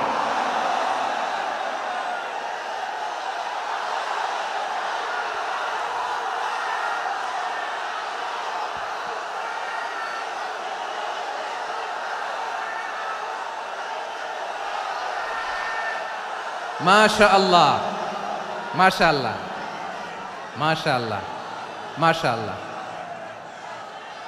যশোর, আওয়াজ করে বলো, ভালো মানুষ না খারাপ মানুষ? বুঝে বলছো তো? মানুষ ভালো হলে যে কত ভালো। এই মানুষকে যত্ন নিলে, মানুষকে মানুষ বানালে যে সে কি হতে পারে শুনবা? হ্যাঁ, নাকি মোনাজাত দিয়ে দিব? শুনবা? তাহলে থামতে হবে। থামো, আমি যখন বলবো থামো থামো, তাকবীরের সময় দিলে তাকবীর, থামো থামো। মানুষকে যত্ন নিলে, এই এদিকে এদিকে, ড্রোন নামায় ফেলো। হয়েছে, ড্রোনের ফুটেজ হয়ে গেছে, এবার ড্রোন নামায় ফেলো, আমার দিকে তাকাও। মানুষকে তোমরা এদিক সেদিক তাকালে তো গুরুত্বপূর্ণ পয়েন্ট মিস হয়ে যাবে। এদিকে এদিকে, হ্যাঁ ঠিক আছে, এদিকে। মানুষকে যত্ন নিলে মানুষের মধ্যে যারা কি পটেনশিয়াল রেখেছে, আমি জাপানের দুইটা উদাহরণ দেই। জাপানের এই এই এভাবে এভাবে হবে, হয় বসো নয় পেছনে, কথা নাই, কথা তো বলাই যাবে না, হারাম কথা বলা আজকে, একেবারে চুপ। আজকের জন্য হারাম করে দিছে আমি, এই কিছু সময়ের জন্য একেবারে নিষিদ্ধ। জাপানের দুইটা উদাহরণ দেই, খেয়াল করে একটু শোনেন, বুঝবেন। আল্লাহ, 2022 সালে জাপানের সাথে জার্মানির খেলা, ফিফা ওয়ার্ল্ড কাপ 2022। এক পক্ষে জাপান, আরেক পক্ষে কোন দেশ? কথা শোনে নাই। এক পক্ষে কোন দেশ, আরেক পক্ষে সবাই, এক পক্ষে আরেক পক্ষে। ওই খেলায় জিতেছিল জাপান, জিতেছিল 22 সালের এই ফিফা ওয়ার্ল্ড কাপে জাপান ফুটবল খেলায় জিতে as a part of their celebration তারা খেলার পরে পুরো স্টেডিয়ামটারে ক্লিন করে, the fan base of Japan, লক্ষ লক্ষ মানুষ খেলা দেখতে যায়, তো এত ডাস্টবিনও তো নাই, তো যারা ডাস্টবিনে জায়গা পায় নাই তারা এই যে চকলেটের প্যাকেট, পানির বোতল, চিপসের প্যাকেট তারা এদিকে সেদিকে রেখে দিয়েছে। জাপানের ভক্তরা, জাপানের ফলোয়াররা as a part of their celebration তারা খেলার পরে পুরো স্টেডিয়ামের সব ময়লা আবর্জনা ক্লিন করে তারপরে বিদায় নিয়েছে। তাদেরকে কি ক্লিন করার দায়িত্ব দেওয়া হয়েছিল? এই যশোর, জাপানের যে ছেলেরা খেলা দেখতে গেছিল ওদেরকে কি ক্লিন করার দায়িত্ব দিছিল? তারা কি স্টেডিয়ামের পরিচ্ছন্নতা কর্মী? তাদের আকল, তাদের সিক্স সেন্স তাদেরকে বলেছে। ছোটবেলা থেকে জাপান গভর্নমেন্ট ওদেরকে এত পরিচ্ছন্নতা শেখায়, ক্লিনলিনেস অ্যাওয়ারনেস ক্যাম্পেইন করায়। ক্লাসে আমি দেখেছি, ক্লাসে নিজের বেঞ্চ নিজে মুছে, ক্লাসের মাঝখানে একটা সময় দেয়, নিজের টেবিল নিজে মুছে, নিজের ক্লাসরুমটা নিজে পরিষ্কার করে, রাস্তাঘাটে একটা ধুলা নাই, ময়লা নাই, একটা টিস্যু নাই। খেলার পরে গোটা বিশ্বকে তাক লাগিয়ে দিয়েছে। জাপানের ফ্যানরা সবার রেখে যাওয়া গার্বেজ, টিস্যু, বোতল পরিষ্কার করে তারপরে স্টেডিয়াম থেকে বিদায় নিয়েছে। আমরা কেন এমন হইতে পারলাম না? আমরা কেন এমন হইতে পারলাম না? জাপানের যারা এগুলো করছে ওদের 3টা করে চোখ না? চোখ তো 3টা জাপানো লাগো, জাপানো লাগো, হাত তো 4টা, কান তো 6টা। হ্যাঁ, নাকি আমার মতো 2 হাত 2 কানওয়ালা মানুষ? চোখে দেখলে ওটা মানুষ না। চিন্তা করছেন? তার মানে জাপানিজদেরকে যে গ্রুমিং করে শিখানোর মাধ্যমে পরিচ্ছন্ন বানানো গেছে, ওরা যেমনি মানুষ আমরাও মানুষ। আমাদের সন্তানদেরকে শেখালে তারাও পারবে, পারবে কিনা? 2 নম্বর উদাহরণ বলি। চট্টগ্রাম ফেনীতে যারা গিয়েছেন, মেঘনা গুমতি ব্রিজ প্রকল্প নাম শুনছেন? মেঘনা একটা ব্রিজ পার হওয়া লাগে, এই মেঘনা গুমতি, এখানে 3টা ব্রিজ কাঁচপুর সহ, এই 3টা ব্রিজের নির্মাণ কাজ, রেনোভেশনের কাজ দেয়া হয়েছিল জাপানের একটা কোম্পানিকে। কাকে? জাপানের কোম্পানির নির্মাণ শেষে 738 কোটি টাকা বেঁচে গেছিল, এটা গভর্নমেন্টের হাতে দিয়ে তারা বিদায় নিয়েছে। কত টাকা? 738 কোটি টাকা। যত প্রাক্কলিত ব্যয় নির্ধারণ করা হয়েছে সব টাকা সরকার, তৎকালীন সরকার 2019-এর সরকার, কারা ছিল তো জানেন? এই 2019-এর সরকার তাদেরকে দিয়েছে। তারা রিনোভেশন নির্মাণ শেষে 738 কোটি টাকা অতিরিক্ত বেঁচে গেছিল, এটা আবার গভর্নমেন্টের হাতে বুঝাই দিয়ে তারা বিদায় নিচ্ছে। আমরা কেন এমন হইতে পারলাম না? জাপানের ওরাও মানুষ, আমরাও মানুষ, তার মানে মানুষে মানুষে পার্থক্য আছে না নাই? আচ্ছা, জাপানের 2টা উদাহরণ দিলাম, এবার আমার দেশের 2টা উদাহরণ দিব না? বাংলাদেশের 2টা উদাহরণ দিই। 1 নম্বর উদাহরণ, গত সপ্তাহে আপনারা জানেন কক্সবাজার আমার একটা প্রোগ্রাম ছিল, তো হেলিকপ্টারে গিয়েছিলাম। ফেনী জেলা যখন পার হচ্ছি আমি দেখলাম 3টা উইন্ডমিল চিনেন তো? বিশাল পিলার, 3টা 4টা পাখা থাকে, বায়ু বিদ্যুৎ কেন্দ্র, বাংলাদেশের প্রথম বায়ু বিদ্যুৎ কেন্দ্র এটা, মুহুরী প্রজেক্ট বলে এটার, সম্ভবত মুহুরী প্রজেক্ট। তো সাগরের বাতাসের ঝাপটায় এটা ঘুরে এনার্জি হয়, ইলেকট্রিসিটি উৎপাদন হয়। তো আমি পাইলটকে বললাম, ভাই এগুলো থেকে কেমন ইলেকট্রিসিটি উৎপাদন হয়? কয়, হুজুর একটুও হয় না, কিছুই হয় না। কিছুই হয় না মানে? বলে, হুজুর বাংলাদেশে যত উইন্ডমিল আছে এটার পাখা একটাও ঘুরে না। আল্লাহ, বলেন কি? তাহলে এই যে কোটি কোটি টাকা ব্যয় করে যে উইন্ডমিল, কয় হুজুর ভিতরে ফিটফাট, উপরে ফিটফাট, ভিতরে সদরঘাট। তার মানে কোটি কোটি টাকা দিয়ে এই উইন্ডমিল বানায়, এখানে কিছু নাই। দুর্নীতির আড্ডাখানা, আখড়াখানা বাংলাদেশ, ঠিক কিনা বলেন? হায় রে, জাপানিজরাও মানুষ, আমরাও মানুষ। আমার এক নিকটাত্মীয় সরকারি চাকরিজীবী, উনি আমাকে বললেন, বাংলাদেশের আরেকটা উদাহরণ দেখি। উনি আমাকে বললেন যে প্রতি বছর আমাদের অফিসের ফার্নিচার চেঞ্জ করে। আমি বললাম প্রতি বছর ফার্নিচার চেঞ্জ করে কেন? বলে যে ফার্নিচার নতুন পারচেজ করলেই তো এখানে টাকা, নতুন কিনতে পারলেই টাকা, নতুন উন্নয়নের সবক শোনাতে পারলেই টাকা। প্রথম আলোর রিপোর্ট, কি আলো? প্রথম আলোর রিপোর্ট, গত 15 বছরে উন্নয়নের নামে লুটপাট হয়েছে প্রায় 3.25 লাখ কোটি টাকা। কার রিপোর্ট? আমাদের বানানো কথা। প্রথম আলোর রিপোর্ট। গত 15 বছরে কারা ছিল জানেন তো? হ্যাঁ, শুধু ওনাদেরকেই দোষ দিয়ে লাভ নাই। স্বাধীনতার পর থেকে শুধু শাসকের হাত বদল হয়েছে, আমরা কিছু পাই নাই, ঠিক কিনা বলেন? শুধু ওনাদের দোষ দিয়ে কি লাভ? একদল খাইছে, আরেক দল খাওয়ার জন্য রেডি হয়ে আছে। আমরা এরকম চাই না, জনগণকে ফুটপাতে বসাই দিছি। প্রিয় ভাইয়েরা, তাহলে জাপানের মানুষও মানুষ, আমরাও মানুষ। সিদ্ধান্ত আপনার, কোন মানুষ হবেন, ভালো মানুষ না খারাপ মানুষ? আজকের আলোচনার বিষয় হচ্ছে মানব সম্পদের উন্নয়ন, human resource development. It's a process to increase the capacity of knowledge, skill, capacity of the people of a country. একটা দেশের মানুষের জ্ঞান, তাদের দক্ষতা কি করে বাড়ানো যায়, বাড়িয়ে দেশের উন্নয়ন করানো যায়, এটাই হচ্ছে মানব সম্পদ উন্নয়নের মূল কথা। তাহলে মানব সম্পদ হচ্ছে একটা দেশের সবচাইতে শক্তিশালী পুঁজি। প্রাকৃতিক সম্পদ, খনিজ সম্পদের চেয়েও দামি হচ্ছে মানব সম্পদ। আমার প্রিয় যশোর, প্রাকৃতিক সম্পদ, খনিজ সম্পদের চেয়েও দামি সম্পদ কি সম্পদ? আল্লাহ তাআলা দয়া করে আমাদেরকে এই মানব সম্পদ দিয়েছেন। আসুন আমাদের এই মানুষগুলোকে আমরা সোনার মানুষ বানাই। রাজি আছেন তো সবাই? রাজি আছেন? মানুষ পারে না এমন কোনো কিছু নাই, চাইলে সব পারে। এজন্য মানুষকে তারবিয়া দিতে হবে, যথাযথভাবে তাদেরকে গড়তে হবে। আসুন আমরা সিরাতের আয়নায় বিশ্বনবীর জীবনী থেকে দেখি তিনি কিভাবে হিউম্যান রিসোর্সকে ম্যানেজ করতেন। যদি আপনাদের সময় হয়, দু একটা উদাহরণ দিয়ে আজকে আমি আমার আলোচনার বিদায় নিব। হবে সময় হবে কয়েক মিনিট? হ্যাঁ, শান্ত থাকবেন তো? শান্ত থাকবা? হ্যাঁ, ঠিক আছে। এই ধাক্কার মধ্যে ঢুকছে, এবার মজা বুঝতেছো তো? হ্যাঁ, মানা করছিলাম না? ঠিক আছে, টের পাও। হ্যাঁ, ঠিক আছে। যে আওয়াজ করবে আমি ওকে দেখতেছি, কে কে আওয়াজ করে দেখতেছি। শেষ কথা, শেষের দিকে চলে আসছি। বিষ্ণু ইসলাম কিভাবে হিউম্যান রিসোর্সকে ম্যানেজ করতেন, মজার কথা আছে কয়েকটা, বলে বিদায় নিব। বিশ্বনবী কিভাবে এই মানব সম্পদকে ম্যানেজ করতেন। বিশ্বনবী, he was a very good talent hunter, চৌকস ট্যালেন্ট হান্টার ছিল। কার মধ্যে কি ট্যালেন্ট আছে দেখলেই বুঝে ফেলতেন। সুবহানাল্লাহ পড়বেন না?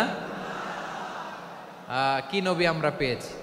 হি was a very good talent hunter. আমার নবী, তিনি চৌকস ট্যালেন্ট হান্টার ছিলেন। কার মধ্যে কি প্রতিভা বের করতেন, ওই প্রতিভাকে ইসলামের কল্যাণে কাজে লাগাতেন। সুবহানাল্লাহ বলেন। যাকে যেই জায়গায় সেট করলে ভালো হবে তাকে ওই জায়গায় সেট করতেন।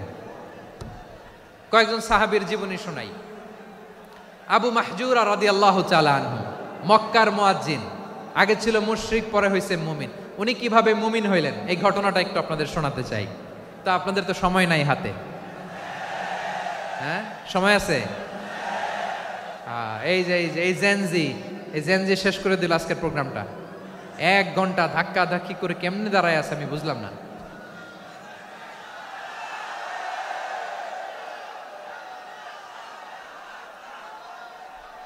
না না, তাকবির না, চুপ করতে হবে। What I need, you stop,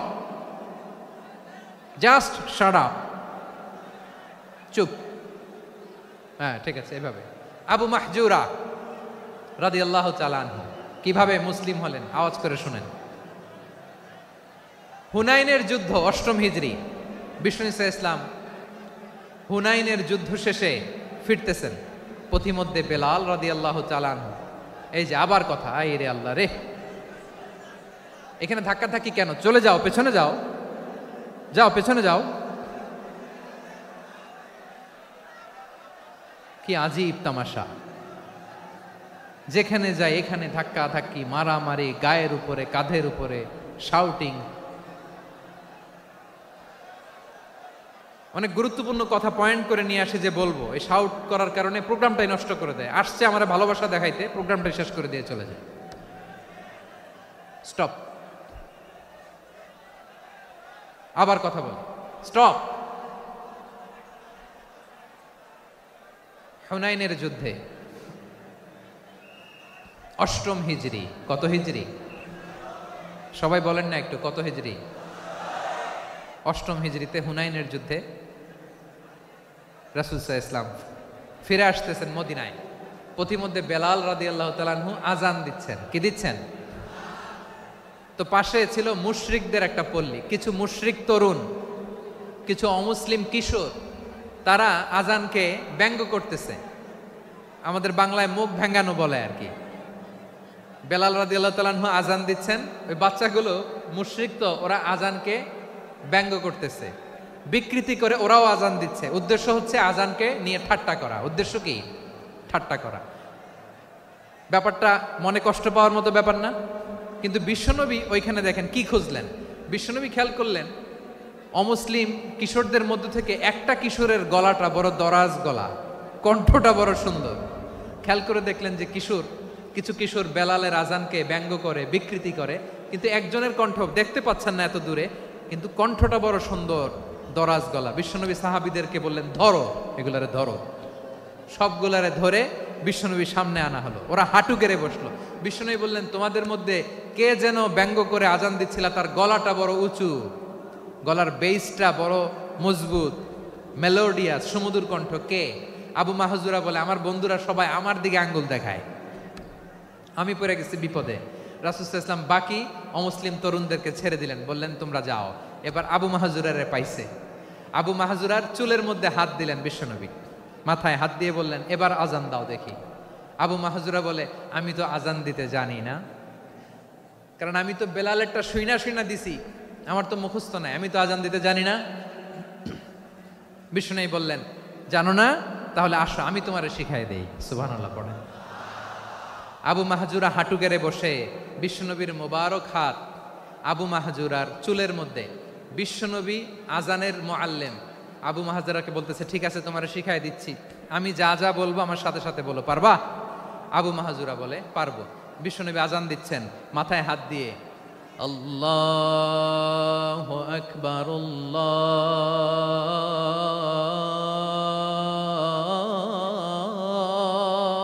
আকবার। আবু মাহজুরা এই বাক্যটা পড়লেন। বিশ্বনবী দ্বিতীয় বাক্য পড়তে আরম্ভ করলেন, আল্লাহু আকবার, আল্লাহু আকবার। আবু মাহজুরা এই বাক্যটাও বললেন। বিশ্বনবী আবু মাহজুরার মাথার মধ্যে হাত দিয়ে তৃতীয় বাক্য বললেন, আশহাদু আল্লা ইলাহা ইল্লাল্লাহ,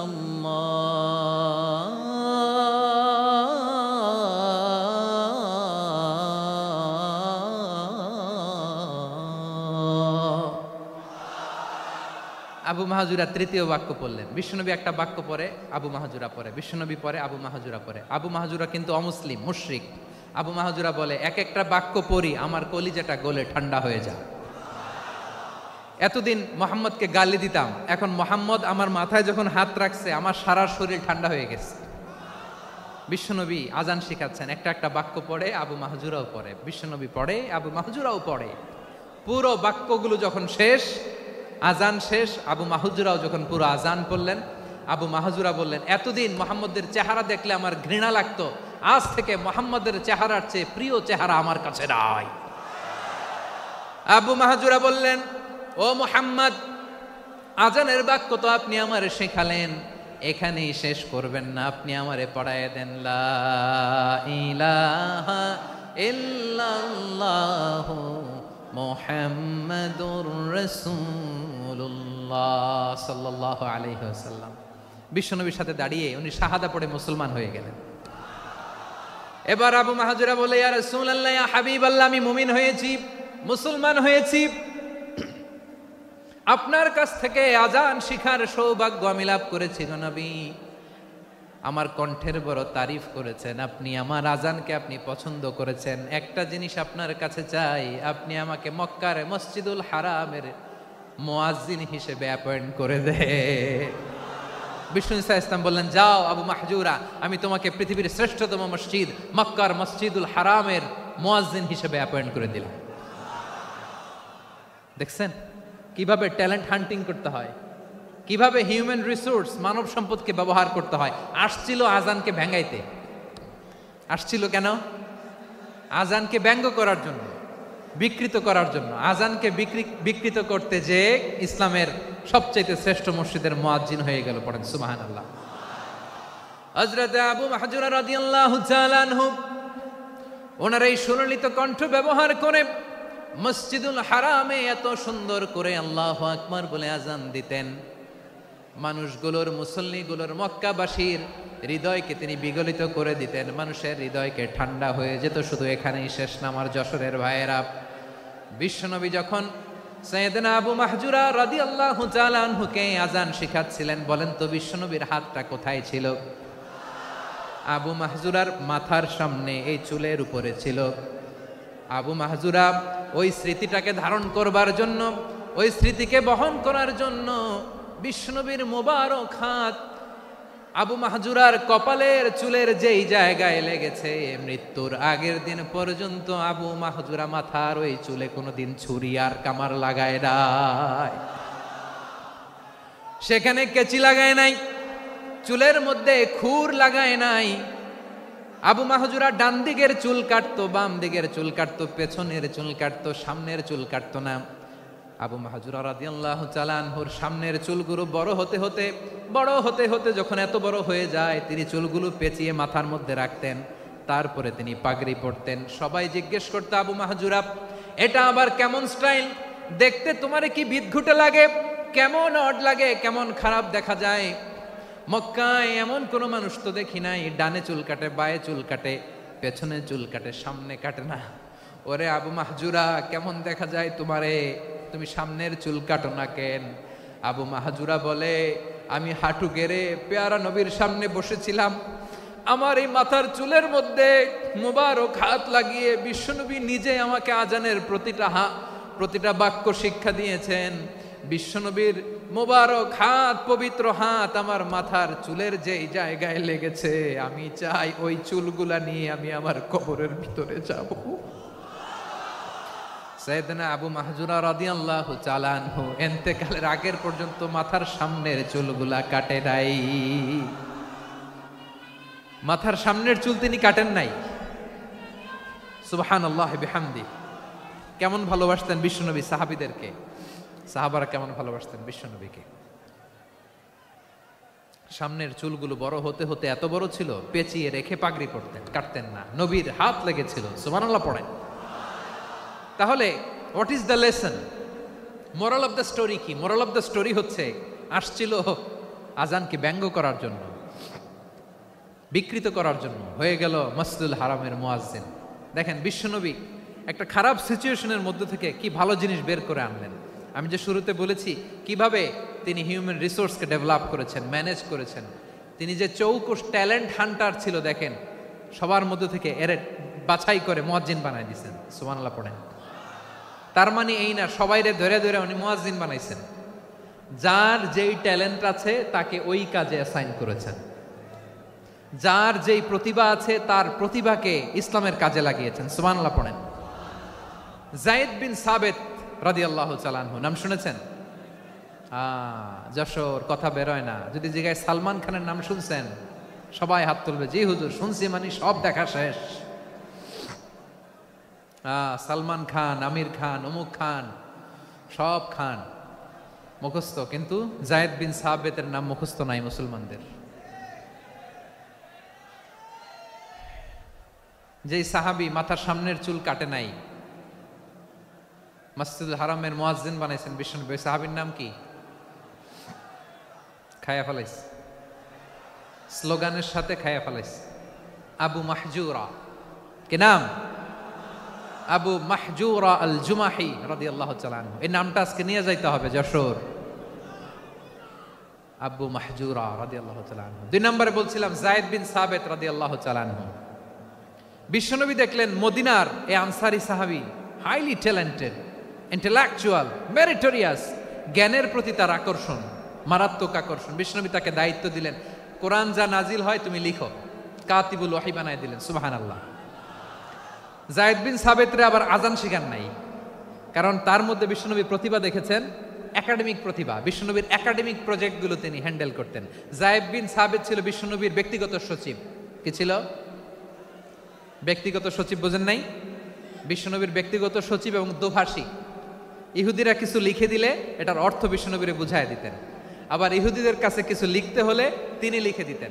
বিশ্বনবী একদিন বললেন, ইন্নী ওয়াল্লাহি মা আমানু ইয়াহুদা আলা কিতাব। ইহুদিরা যে চিঠি পাঠায় অর্থ তো বুঝি না, আরেক ইহুদি আইনে অর্থ করা লাগে। আবার ইহুদিদের কাছে কিছু লিখে পাঠাইতে চাইলে আমরা তো লিখতে পারি না, ইহুদিরে দিয়ে লেখা লাগে। ওরা যে পয়রা শোনায় লিখে দেয়, আমি ওদের বিশ্বাস করি না। আমার নিজের একজন লোক দরকার। বিশ্বনবী এই যায়েদ বিন সাবিতকে চুজ করলেন ল্যাঙ্গুয়েজের জন্য। উনি বললেন, যায়েদ, তোমার সফট স্কিলকে ডেভেলপ করতে হবে, তুমি হিব্রু ল্যাঙ্গুয়েজ শিখে ফেলো। যায়েদ বিন সাবিত বলল, বিশ্বনবীর মোটিভেশন আর ইন্সপিরেশন পেয়ে আমি 15 দিনে ইহুদিদের এই হিব্রু ল্যাঙ্গুয়েজ শিখে ফেললাম। শুধু শিখে ফেললাম না, হাত্তা হাদিকতু, even I became master in the language. এই ভাষা আমি পারদর্শী হয়ে গেলাম। এরপরে ইহুদিরা চিঠি লিখে পাঠালে আর কোনো ইহুদি ডাকা লাগতো না, আমি নবীর এটার অর্থ শুনে পরে বুঝাই দিতাম। আবার ইহুদিদের কাছে চিঠি লেখা লাগলে আমি যায়েদ বিন সাবিত চিঠি লিখে দিতাম। সুবহানাল্লাহ।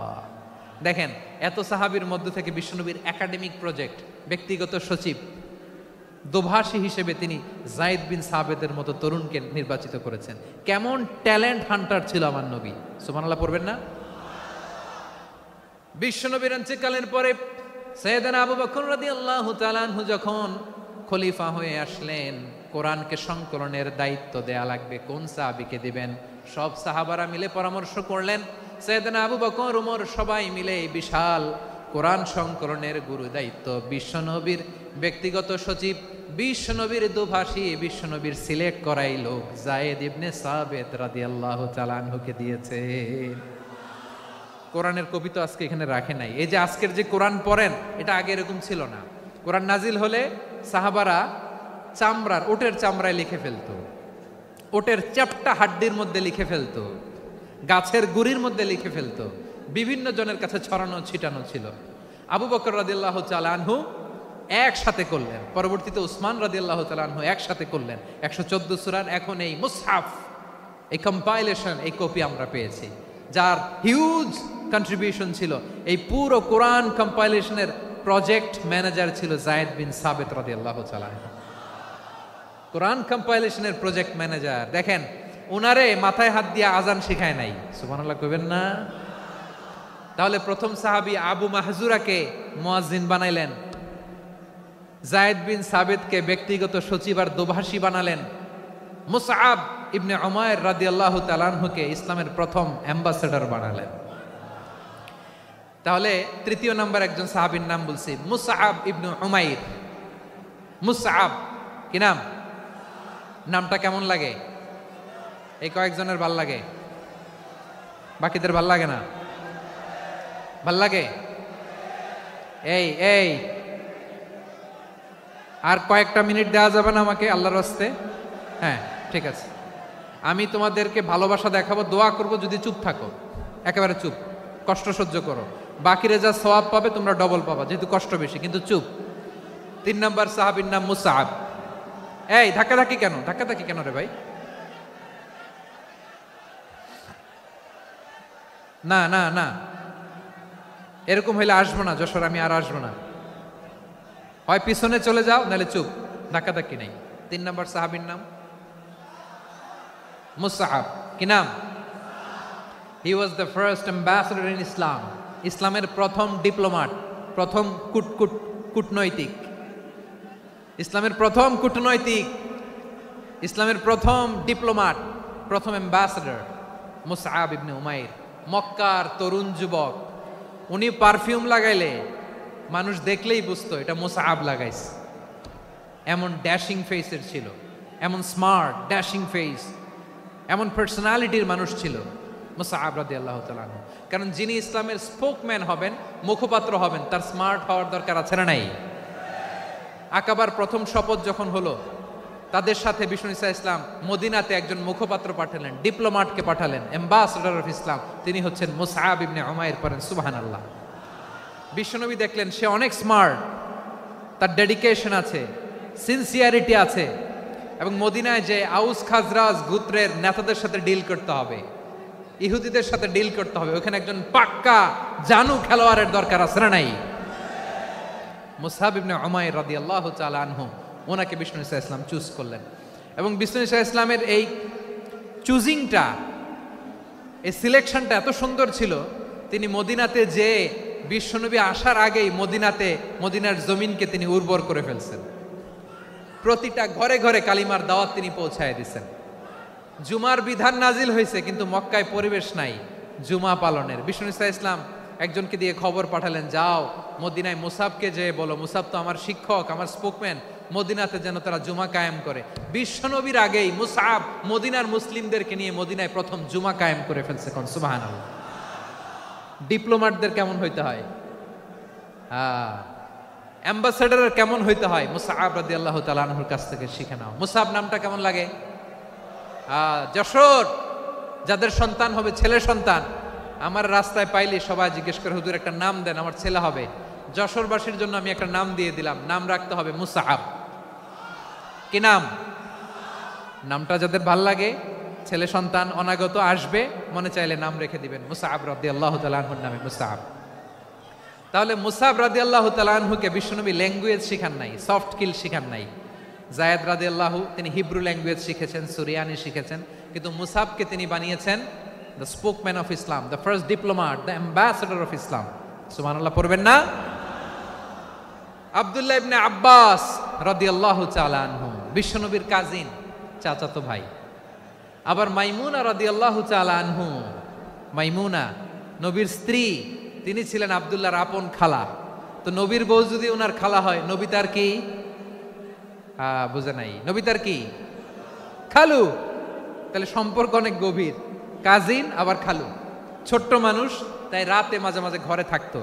বিশ্বনবী দেখলেন আব্দুল্লাহ যেহেতু আমার ঘরে ঢুকতে পারে, আব্দুল্লাহরে এই উম্মতের বড় শিক্ষাবিদ বানাইতে হবে। কথা বোঝে নাই? আব্দুল্লাহকে কি বানাইতে হবে? শিক্ষাবিদ, এডুকেটর অফ দিস উম্মাহ, এই উম্মার শিক্ষাবিদ বানাইতে হবে। তাই আব্দুল্লাহ ইবনে আব্বাসকে বিশ্বনবী হাতে কলমে শিক্ষা দিয়েছেন। আহারে, আর এরপরে যে কি ভাষা আসবে তোমাদের জন্য আমার মুখ থেকে আমি নিজেও জানি না। 1 ঘন্টা যাবত ধাক্কা ধাক্কি মারামারি। তো আসতে বলছে কে তোমাকে? পেছনে চলে যাও, জায়গা না পেলে। পুরো প্রোগ্রামটাই নষ্ট করে দিল।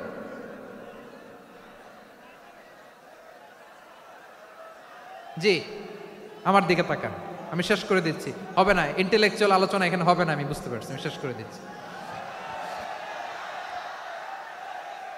আব্দুল্লাহ ইবনে আব্বাস রাদিয়াল্লাহু তাআলা আনহু, মনোযোগ দিয়ে কয়েকটা মিনিট শুনুন, আমি এখনই শেষ করে দিচ্ছি, এরপর আওয়াজ করবে। এই যে এগুলো কি আমি বুঝলাম না। আমি বললাম না সব করা যাবে, বসে যাও, শুয়ে যাও, চলে যাও, আওয়াজ করা যাবে না। অন্যকে বসো এটাও বলার দরকার নেই, জাস্ট এদিকে তাকাও। আল্লাহ। আব্দুল্লাহ ইবনে আব্বাস রাদিয়াল্লাহু তাআলা আনহু, ওনাকে বিশ্বনবী হাতে কলমে শিক্ষা দিয়েছেন, যেহেতু উম্মতের শিক্ষাবিদ হবেন, এডুকেটর হবেন। তো বিশ্বনবী রাতে যখন তাহাজ্জুদ পড়তেন, ছোট্ট আব্দুল্লাহ ঘরে থাকতো। বুঝতে পেরেছেন? ছোট্ট মানুষ তো ঘরে থাকতো। তো বিশ্বনবী তাহাজ্জুদের জন্য একবার দাঁড়িয়েছেন, ছোট্ট আব্দুল্লাহ ওযু করে দাঁড়াইছে। আচ্ছা বলেন তো, ইমাম আর মুসল্লি মোট যদি 2 জন হয়, একজন ইমাম একজন মুসল্লি, তো মুসল্লি ইমামের কোন দিকে দাঁড়াবে? ডানে দাঁড়াবে। ছোট্ট আব্দুল্লাহ বোঝে নাই, বিশ্বনবী তাহাজ্জুদ শুরু করেছেন, উনি একতেদা করছেন আর দাঁড়াইছেন বায়ে। কোথায় দাঁড়িয়েছেন? আব্দুল্লাহ বলেন, যখন আমি বায়ে দাঁড়ালাম, আখাযা রাসূলুল্লাহ সাল্লাল্লাহু আলাইহি ওয়াসাল্লাম উযুনি আল ইউমনা ইয়াফতিলুহা, বিশ্বনবী নামাজরত অবস্থায় আমার কান ধরে টেনে আমার ডান দিকে এনে দাঁড় করায় দিলেন। পড়েন সুবহানাল্লাহ। দেখেন, হাতে কলমে শিক্ষা। আর জীবনে ভুলাবে? কথা কয় না, আর ভুলাবে? আর ভুল হবে না। এভাবে বিশ্বনবীর অনেক সঙ্গ পেয়েছেন, সফর করেছেন, একই বাহনে বসেছেন, এক বাহনে বসে লম্বা নাসিহত করেছেন, বলেছেন, ইয়া গোলাম ইহফাজিল্লাহ ইয়াহফাজকা ইহফাজিল্লাহ তাজিদহু তুজাহাক ইযা সাআলতা ফাসআলিল্লাহ ওয়া ইযা ইসতাআনতা ফাসতাইন বিল্লাহ। আল্লাহর বিধান মানো, আল্লাহর বিধান রক্ষা করো, আল্লাহ তোমায় রক্ষা করবে। আব্দুল্লাহ, চাইতে হলে আল্লাহর কাছে চাও, সাহায্য চাইতে হলে আল্লাহর কাছে সাহায্য চাও। মনে রাখো, গোটা বিশ্বের সবাই যদি তোমার সাহায্য করতে চায়, ততটুকুই করতে পারবে যতটুকু আল্লাহ তোমার নসিবে রেখেছে। গোটা বিশ্ব যদি তোমার বিরুদ্ধে ষড়যন্ত্রে দাঁড়িয়ে যায়, ক্ষতি ততটুকু করতে পারবে যতটুকু তোমার জন্য বরাদ্দ আছে। এর বাইরে কিছু করতে পারবে না। আওয়াজ করে বলেন ঠিক কিনা? এভাবে হাতে কলমে শিখিয়েছেন, বিশ্বনবীর সঙ্গ পেয়েছেন। ওনাকে বিশ্বনবী সাল্লাল্লাহু আলাইহি ওয়াসাল্লাম শিক্ষাবিদ, এডুকেটর অফ দিস উম্মাহ হিসেবে সিলেক্ট করেছেন, হাতে কলমে শিখিয়েছেন। বিশ্বনবী একবার প্রকৃতির ডাকে সাড়া দিয়ে এসেছেন। এখন কি করতে হবে? নামাজের জন্য অজু করতে হবে। বিশ্বনবী এসেই দেখেন অজুর বদনায় পানি ভরা, খুশি হয়ে গেলেন, বললেন, কে রেখেছে পানি? একজন বলল, আব্দুল্লাহ রেখেছে। বিশ্বনবী অত্যন্ত খুশি হলেন, খুশি হয়ে একটা দোয়া করলেন, বললেন, আল্লাহুম্মা ফাক্কিহু ফিদ্দীন ওয়া আল্লিমহু তা'ওয়ীল। আল্লাহ, তুমি আব্দুল্লাহকে দ্বীনের বুঝ দিও আর কোরআনের তাফসির শিক্ষা দিও। বিশ্বনবীর এই দোয়া এমন লাগছে, উনি রাইসুল মুফাসসিরিন, এই পৃথিবীতে যত মুফাসসির ছিল, যত মুফাসসির আসবে, সকল মুফাসসিরের সম্রাট হিসেবে স্বীকৃত হয়েছেন। আব্দুল্লাহ ইবনে আব্বাস, বিশ্বনবী ওনারে আজান শিখান নাই, বিশ্বনবী ওনারে ল্যাঙ্গুয়েজ শিখান নাই, বিশ্বনবী ওনারে অ্যাম্বাসাডর বানান নাই, হাতে কলমে শিক্ষা দিয়েছেন। ছোট্ট মানুষ, বিশ্বনবী ইন্তেকাল করলেন, আবু বকরের সময় গেল, ওমরে ফারুকের খেলাফত, তখনও তিনি তরুণ। ওমরে ফারুক রাদিয়াল্লাহু তাআলা আনহু ওনার ক্যাবিনেট মিনিস্ট্রির বৈঠকে এই আব্দুল্লাহ ইবনে আব্বাসকে পাশ দিয়ে বসায় রাখতেন। বয়স্ক সাহাবারা এটা পছন্দ করতো না, তারা বলতো, ঘটনা কি? আব্দুল্লাহর মতো ছেলে নাতি আমাদের আছে, এরা কেন রাখে ওমরে ফারুক? ওমরে ফারুক এটা টের পেলেন, তিনি বুঝতে পারলেন যে ক্যাবিনেট মেম্বাররা এটা পছন্দ করে না, ছোট্ট আব্দুল্লাহরা কেন রাখি, কেন যে রাখি, এটা একদিন বুঝাবো। একদিন মিটিংয়ে তিনি সবাইকে বললেন, ইদা জাআ নাসরুল্লাহি ওয়াল ফাতহ। এই আয়াত দ্বারা উদ্দেশ্য কি বলেন তো মুরব্বী সাহাবীরা? এক সাহাবী বলেন, এই সূরা দ্বারা উদ্দেশ্য, আল্লাহ বলেছেন আমাদেরকে বিভিন্ন ল্যান্ড, বিভিন্ন এলাকা বিজয় করতে হবে। ওমরে ফারুক বললেন, না, হয়নি। আরেকজন বললেন, বিজয় হওয়ার পর আমাদের বেশি বেশি আল্লাহর বরত্বের ঘোষণা দিতে হবে, এটা উদ্দেশ্য। ওমরে ফারুক বললেন, না, হয় নাই। যারে জিজ্ঞেস করেন কেউ পারে না। সব শেষে বিশ্বনবী ছোট্ট আব্দুল্লাহরে বলেন, আব্দুল্লাহ, ইদা জাআ নাসরুল্লাহি ওয়াল ফাতহ, এর দ্বারা উদ্দেশ্য কি বলো তো? ছোট্ট আব্দুল্লাহ বলেন, হুয়া আজালু রাসূলিল্লাহ। এই আয়াত দ্বারা বিশ্বনবীর বিদায়কে উদ্দেশ্য নেওয়া হয়েছে। ওমরে ফারুক বললেন, হাযা হুয়া, এটাই তো সঠিক উত্তর, এটাই সঠিক তাফসীর এই আয়াতের। কারণ ইদা জাআ নাসরুল্লাহি ওয়াল ফাতহ, যখন আল্লাহর সাহায্য আর বিজয় আসবে, ওয়া রাআইতান নাসা ইয়াদখুলুনা ফি দীনিল্লাহি আফওয়াজা, আপনি দেখবেন দলে দলে, ঢলে ঢলে, বানের পানির মতো মানুষ ইসলামের দিকে ঢুকতেছে, ইসলামের বিজয় হয়েছে। তো ইসলামের বিজয়ের মিশন নিয়ে নবী আসছে, বিজয়ী যখন হয়ে গেছে, এখন তো নবীর বিদায় হবে। জোরে বলেন ঠিক কিনা? কোন সাহাবী এই সূক্ষ্ম কথাটা ধরতে পারে নাই, ওই আব্দুল্লাহ ছাড়া। আব্দুল্লাহ যখন উত্তর দিছে, সব সাহাবীদের টনক নড়েছে। এরপর থেকে কোনো ক্যাবিনেট মিটিং এ আর কোনো সাহাবারা কোনো প্রশ্ন করে নাই। আওয়াজ করে পড়েন সুবহানাল্লাহ। বিশ্বনবী আব্দুল্লাহ ইবনে আব্বাসকে দ্য এডুকেটর অফ দ্য উম্মাহ, উম্মার শিক্ষাবিদ হিসেবে গ্রহণ করেছেন। আওয়াজ করে পড়তে হবে আল্লাহু আকবার। সাহাবীদের নামগুলো মনে থাকবে? এক নম্বরে আবু মাহজুরা, মুয়াজ্জিন বানাইছেন। যায়েদ ইবনে সাবিত, দোভাষী, ট্রান্সলেটর অফ প্রফেট, এবং তিনি ছিলেন বিশ্বনবীর ব্যক্তিগত সচিব। মুসআব ইবনে উমাইর, the first ambassador and diplomat of Islam. আব্দুল্লাহ ইবনে আব্বাস, এই উম্মার সবচেয়ে বড় এডুকেটর, শিক্ষাবিদ। আরেকজন ছিল আব্দুল্লাহ ইবনে মাসউদ রাদিয়াল্লাহু তাআলা। দুই আব্দুল্লাহ, আব্বাস গেল, আরেকজন হচ্ছে মাসউদ। মক্কার তরুণ, ছাগল পালতো মুশরিকের। বিশ্বনবী আর আবু বকর রাদিয়াল্লাহু তাআলা আনহু একবার গেলেন, যে দেখে এই তরুণ দাঁড়ায় আছে। বিশ্বনবী বলেন, আমি খুব ক্ষুধার্ত, তোমার কাছে কি দুধ আছে ছাগলের? আব্দুল্লাহ আছে, ওয়ালাকিন আনা মুতামান, কিন্তু যে দুধ আছে এটা আমানতের, আমি দিতে পারবো না। বিশ্বনবী এইটা শুনেই তারা টার্গেট করে ফেলছে। আনা মুতামান, দুধ আছে কিন্তু এটা আমার মালিকের, আমি তো দরদ দেখায় আমার মালিকের দুধ, আপনি পথিক, আপনারে দিতে পারি না। বিশ্বনবী টার্গেট করে ফেলছেন, এরে আমার কাজে লাগাইতে হবে। বিশ্বনবী বললেন, আচ্ছা ঠিক আছে, দুধ দিও না, কিন্তু এমন ছাগি আছে কিনা যেই ছাগির সাথে কোনো ছাগলের মিলন হয় নাই, তার ওলানে দুধও আসে নাই, বাচ্চাও নাই, এরকম ছাগির থেকে যদি আমি দুধ খাই তাহলে তো সমস্যা নাই। বলতেছে, এরকম ছাগির থেকে দুধ খাইলে সমস্যা নাই, কারণ এরকম ছাগির ওলান থেকে দুধ আসবেও না। বলতেছে, ঠিক আছে, এরকম একটা ছাগি নিয়ে আসা হলো। বিশ্বনবী বিসমিল্লাহ বলে ওই ছাগির ওলানে হাত দিলেন। হাত দিতে দেরি, পুরো ওলানটা দুধে ভরে যেতে দেরি হয় না। বিশ্বনবী আর আবু বকর রাদিয়াল্লাহু তাআলা আনহু দহন করে পেট ভরে খেলেন। এই দৃশ্য আব্দুল্লাহ ইবনে মাসউদের হৃদয়ে দাগ কাটলো। এই মুআজিজা দেখে তিনি বললেন, আশহাদু আল্লা ইলাহা ইল্লাল্লাহ ওয়া আশহাদু আন্না মুহাম্মাদুর রাসূলুল্লাহ। তিনি ষষ্ঠ মুসলিম ছিলেন, 6 নম্বর মুসলমান। ওনাকে টার্গেট করে বিশ্বনবী দেখলেন এমন ইন্টেলেকচুয়াল ব্রেন, উনি সূক্ষ্ম সূক্ষ্ম জিনিস বুঝে বেশি, ফিকহি জ্ঞান ওনার মধ্যে বেশি। বিশ্বনবী ওনাকে কোরআনের জ্ঞান শিক্ষা দিতে লাগলেন। উনি বিশ্বনবী সবার কাছে কোরআন শোনায়, কিন্তু বিশ্বনবী নিজে আব্দুল্লাহ ইবনে মাসউদের কাছ থেকে কোরআন শুনতো। বিশ্বনবী একবার বললেন, ইকরা আলাইয়া ইয়া মাসউদ। ইবনে মাসউদ, একবার শোনাও তো কোরআন দেখি। আব্দুল্লাহ ইবনে মাসউদ বলে, আকরাউ আলাইকা ওয়া আলাইকা উনজিল। নবী, আপনার উপর কোরআন নাজিল হয় আর আমি আপনার সামনে কোরআন পড়ব। বিশ্বনবী বললেন, ইন্নী উহিব্বু আন আসমাআহু মিন গায়রি। আমি নিজে পড়তে যেমনি ভালোবাসি, অন্যে পড়ুক আমি শুনবো, এটাও আমি ভালোবাসি। সূরা নিসা তিনি তেলাওয়াত করে শুনিয়েছেন। এমন সূক্ষ্ম বিষয় বিশ্বনবী ওনাকে ধরিয়ে দিয়েছেন। উনি হয়ে গিয়েছেন আব্দুল্লাহ ইবনে আব্বাস, হয়েছেন রাইসুল মুফাসসিরিন, উনি হয়ে গিয়েছেন ফাকিহুল উম্মাহ। ওনার চাইতে বড় ফকি এই পৃথিবী আর দেখবে না। চিল্লায় বলেন সুবহানাল্লাহ। উনি বলতেন, ওয়াল্লাহি ওয়াল্লাহি ইল্লাযী লা ইলাহা গায়রু মা উনজিলাত সূরাতুন ইল্লা ওয়া আনা আ'লামু আইনা উনজিলাত ওয়া ফীমা উনজিলাত। বিশ্বনবী এমন ভাবে কোরআনের দার্স আমাকে দিয়েছেন, কোরআনে যত সূরা নাজিল হয়েছে, যেখানে নাজিল হোক না কেন আমি জানি এটা কোথায় নাজিল হয়েছে এবং কোন প্রেক্ষাপটে নাজিল হয়েছে। এমন একটা সূরা নাই যে সূরার কোথায় নাজিল হয়েছে আমি মাসুদের জানা নাই, কোন প্রেক্ষাপটে নাজিল হয়েছে আমার জানা নাই। এরকম ঘটবে না। চিল্লায় বলেন আল্লাহু আকবার। এই আব্দুল্লাহ ইবনে মাসউদ রাদিয়াল্লাহু তাআলা আনহু ওমরে ফারুকের সময় কুফার চিফ জাস্টিস ছিলেন। কুফা নগরীর চিফ জাস্টিস বোঝেন নাই? বিচারপতি। কি ছিলেন? সবাই বলে নাই, কি ছিলেন? বিচারপতি ছিলেন। এবং ওনার যে ফিকহি জ্ঞানের ধারা, এটাই আলকামা, ইব্রাহিম আন-নাখাই, হাম্মাদ ইবনে সুলাইমান হয়ে ইমাম আবু হানিফা পর্যন্ত পৌঁছেছে। এবং ওনার ফিকহি জ্ঞানের ধারাই হানাফি মাযহাবে অ্যাকসেপ্ট হয়েছে। আজও এগুলো হানাফি মাযহাবে চর্চিত হয়। হানাফি মাযহাবের সব ফিক আব্দুল্লাহ ইবনে মাসউদের ফিকহি জ্ঞানের ধারা থেকে নেওয়া হয়েছে। চিল্লায় পড়েন সুবহানাল্লাহ। তাহলে উনাকে বিশ্বনবী বানিয়েছেন জুরিস্ট, আইনবিদ, ফাকিহ। উনারে আজান শিখান নাই। হিউম্যান রিসোর্স ডেভেলপমেন্ট কিভাবে করবেন, মানব সম্পদের উন্নয়ন কিভাবে করতে হয়, কিভাবে যার যেখানে প্রতিভা কাজে লাগাতে হয় উনি দেখিয়েছেন। সুবহানাল্লাহ পড়বেন না? খালিদ বিন ওয়ালিদ নাম শুনছেন?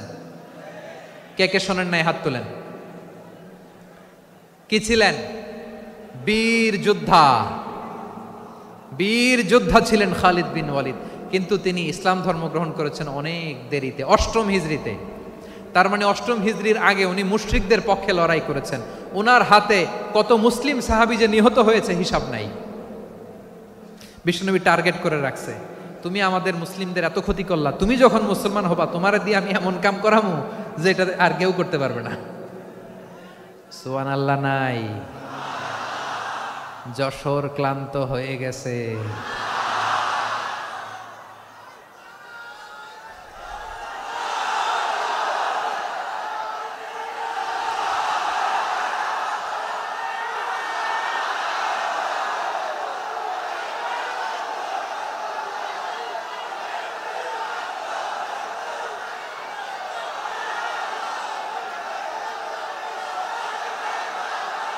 মাশাআল্লাহ।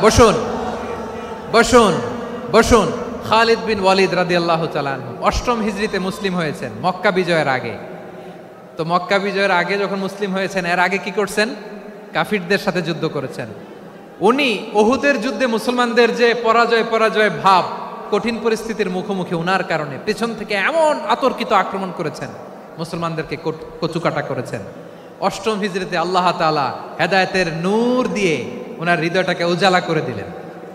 লা ইলাহা এটা এমন বাণী যার হৃদয়ে একবার টাচ খাবে, এইটা থেকে সে আর পালিয়ে বেড়াতে পারে। ঝিনুকের ভেতর লুকিয়ে থাকে যেমন মতি, ঝিনুকের ভেতর লুকিয়ে থাকে যেমন মতি, কলমা শাহাদাতে আছে আল্লাহর জ্যোতি, কলমা শাহাদাতে আছে আল্লাহর জ্যোতি। ঠিক কিনা বলেন? মক্কা বিজয়ের আগে মুসলিম হলেন, হওয়ার পরেই বিশ্বনবীর টার্গেট ফুলফিল হলো। ওই যে টার্গেট করে রেখেছেন আর দোয়া করেছেন, খালিদ বিন ওয়ালিদ যদি মুসলিম হয় তাকে আমি মিলিটারি চিফ বানাবো। ওনাকে আজান শিখান নাই, ওনারে কান ধইরা নামাজের এই মাথা থেকে ওই মাথা আনান নাই, ফিকহি কোরআনের সূক্ষ্ম তাফসীর ওনারে শিখান নাই, অ্যাম্বাসেডর বানান নাই। বিষ্ণু ইসলাম ওনাকে সামরিক অভিযানে প্রেরণ করেছেন। সামরিক অভিযানে তিনি প্রেরণ করেছেন। উনার জীবদ্দশায় উনার নেতৃত্বে যতগুলো যুদ্ধ হয়েছে, একটা যুদ্ধেও তিনি পরাজয় বরণ করেন নাই। ওমরে ফারুকের সময়কালে তিনি চিফ অফ মুসলিম মিলিটারি মানে মুসলিম সেনাপতি হয়েছেন। যশোর আওয়াজ করো, ঠিক কিনা বলো? সেনাপতি, মুসলিম সেনাপতি। তাহলে কিভাবে হিউম্যান রিসোর্স ব্যবহার করতে হয় গোটা বিশ্ব আমার নবীর কাছ থেকে শিখে নাও। খালিদ বিন ওয়ালিদ, ওনাকে বিশ্বনবী একটা উপাধি দিয়েছেন। উপাধিটা হচ্ছে সাইফুল্লাহিল মাসলুল, আল্লাহর নাঙ্গা তরবারি, আল্লাহর খোলা তরবারি, দ্য ওপেন সোর্ড অফ আল্লাহ। খালিদ বিন ওয়ালিদ মুসলিম সেনাপতি।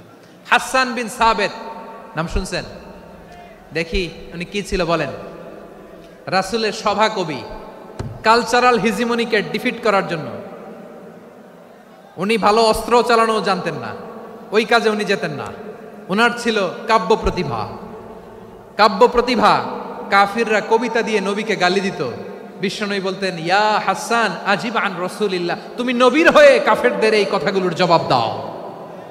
বিশ্বনবীর একটা মিম্বার ছিল।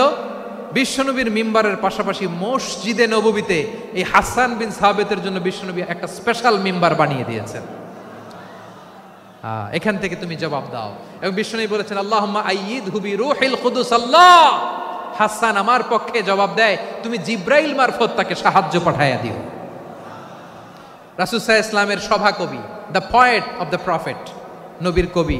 উনি কবিতা দিয়ে এমন উচ্চাঙ্গের ভাষায় কবিতা দিয়ে তিনি জবাব দিতেন, কাফিরদের গা শিহরে যেত, তাদের হৃদয়ে আগুন ধরে যেত। তাহলে এরকম কবিরও দরকার আছে না নাই? এখন যাকে আল্লাহ দিছে কাব্য প্রতিভা, এরা যদি আপনি যুদ্ধের ময়দানে পাঠান হবে? যারে দিছে সুরেলা গলা, এরা যদি অ্যাম্বাসেডর বানান হবে না। হাসান বিন সাবেত ছিলেন বিষ্ণু ইসলামের কবি। হুযাইফা ইবনুল ইয়ামান বিশ্বনবীর গোয়েন্দা বিভাগের প্রধান। কিসের প্রধান? হুযাইফা ইবনুল ইয়ামান। ওনার ছিল ডিটেকটিভ মাইন্ড, ডিটেকটিভ মাইন্ড, গোয়েন্দা বিভাগের প্রধান। এবং উনি হচ্ছেন সাহিবু সিররি রাসূলিল্লাহ, রাসূল সাল্লাল্লাহু আলাইহি ওয়াসাল্লামের গোপন তথ্যের ধারক বাহক। নবীর যেই কথা কেউ জানে না, সব হুযাইফার পেটের ভিতরে ছিল। সুবহানাল্লাহ পড়েন। মদিনার যত ইহুদিদের একটা লিস্ট ছিল, এই লিস্ট শুধু দুইজন জানতো, বিশ্বনবী আর হুযাইফা। সুবহানাল্লাহ পড়বেন না?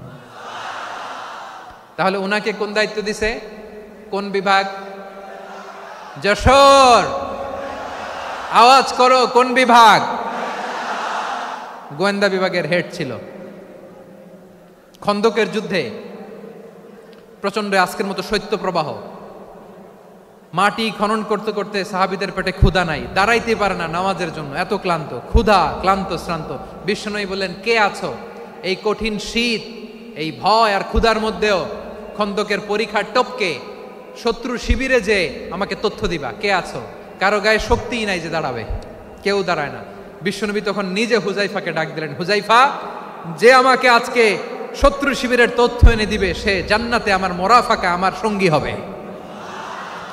হুযায়ফা রাদিয়াল্লাহু ইবনুল ইয়ামান জীবনের ঝুঁকি নিয়ে এই ক্ষুধা শৈত্য প্রবাহ কোল্ড ওয়েভসকে উপেক্ষা করে পরীক্ষা টপকে শত্রু শিবিরে যে সবার কথাগুলো চুপে চুপে শুনে বিশ্বনবীর দরবারে এসে গোয়েন্দাদের মতো তথ্য সরবরাহ করেছে।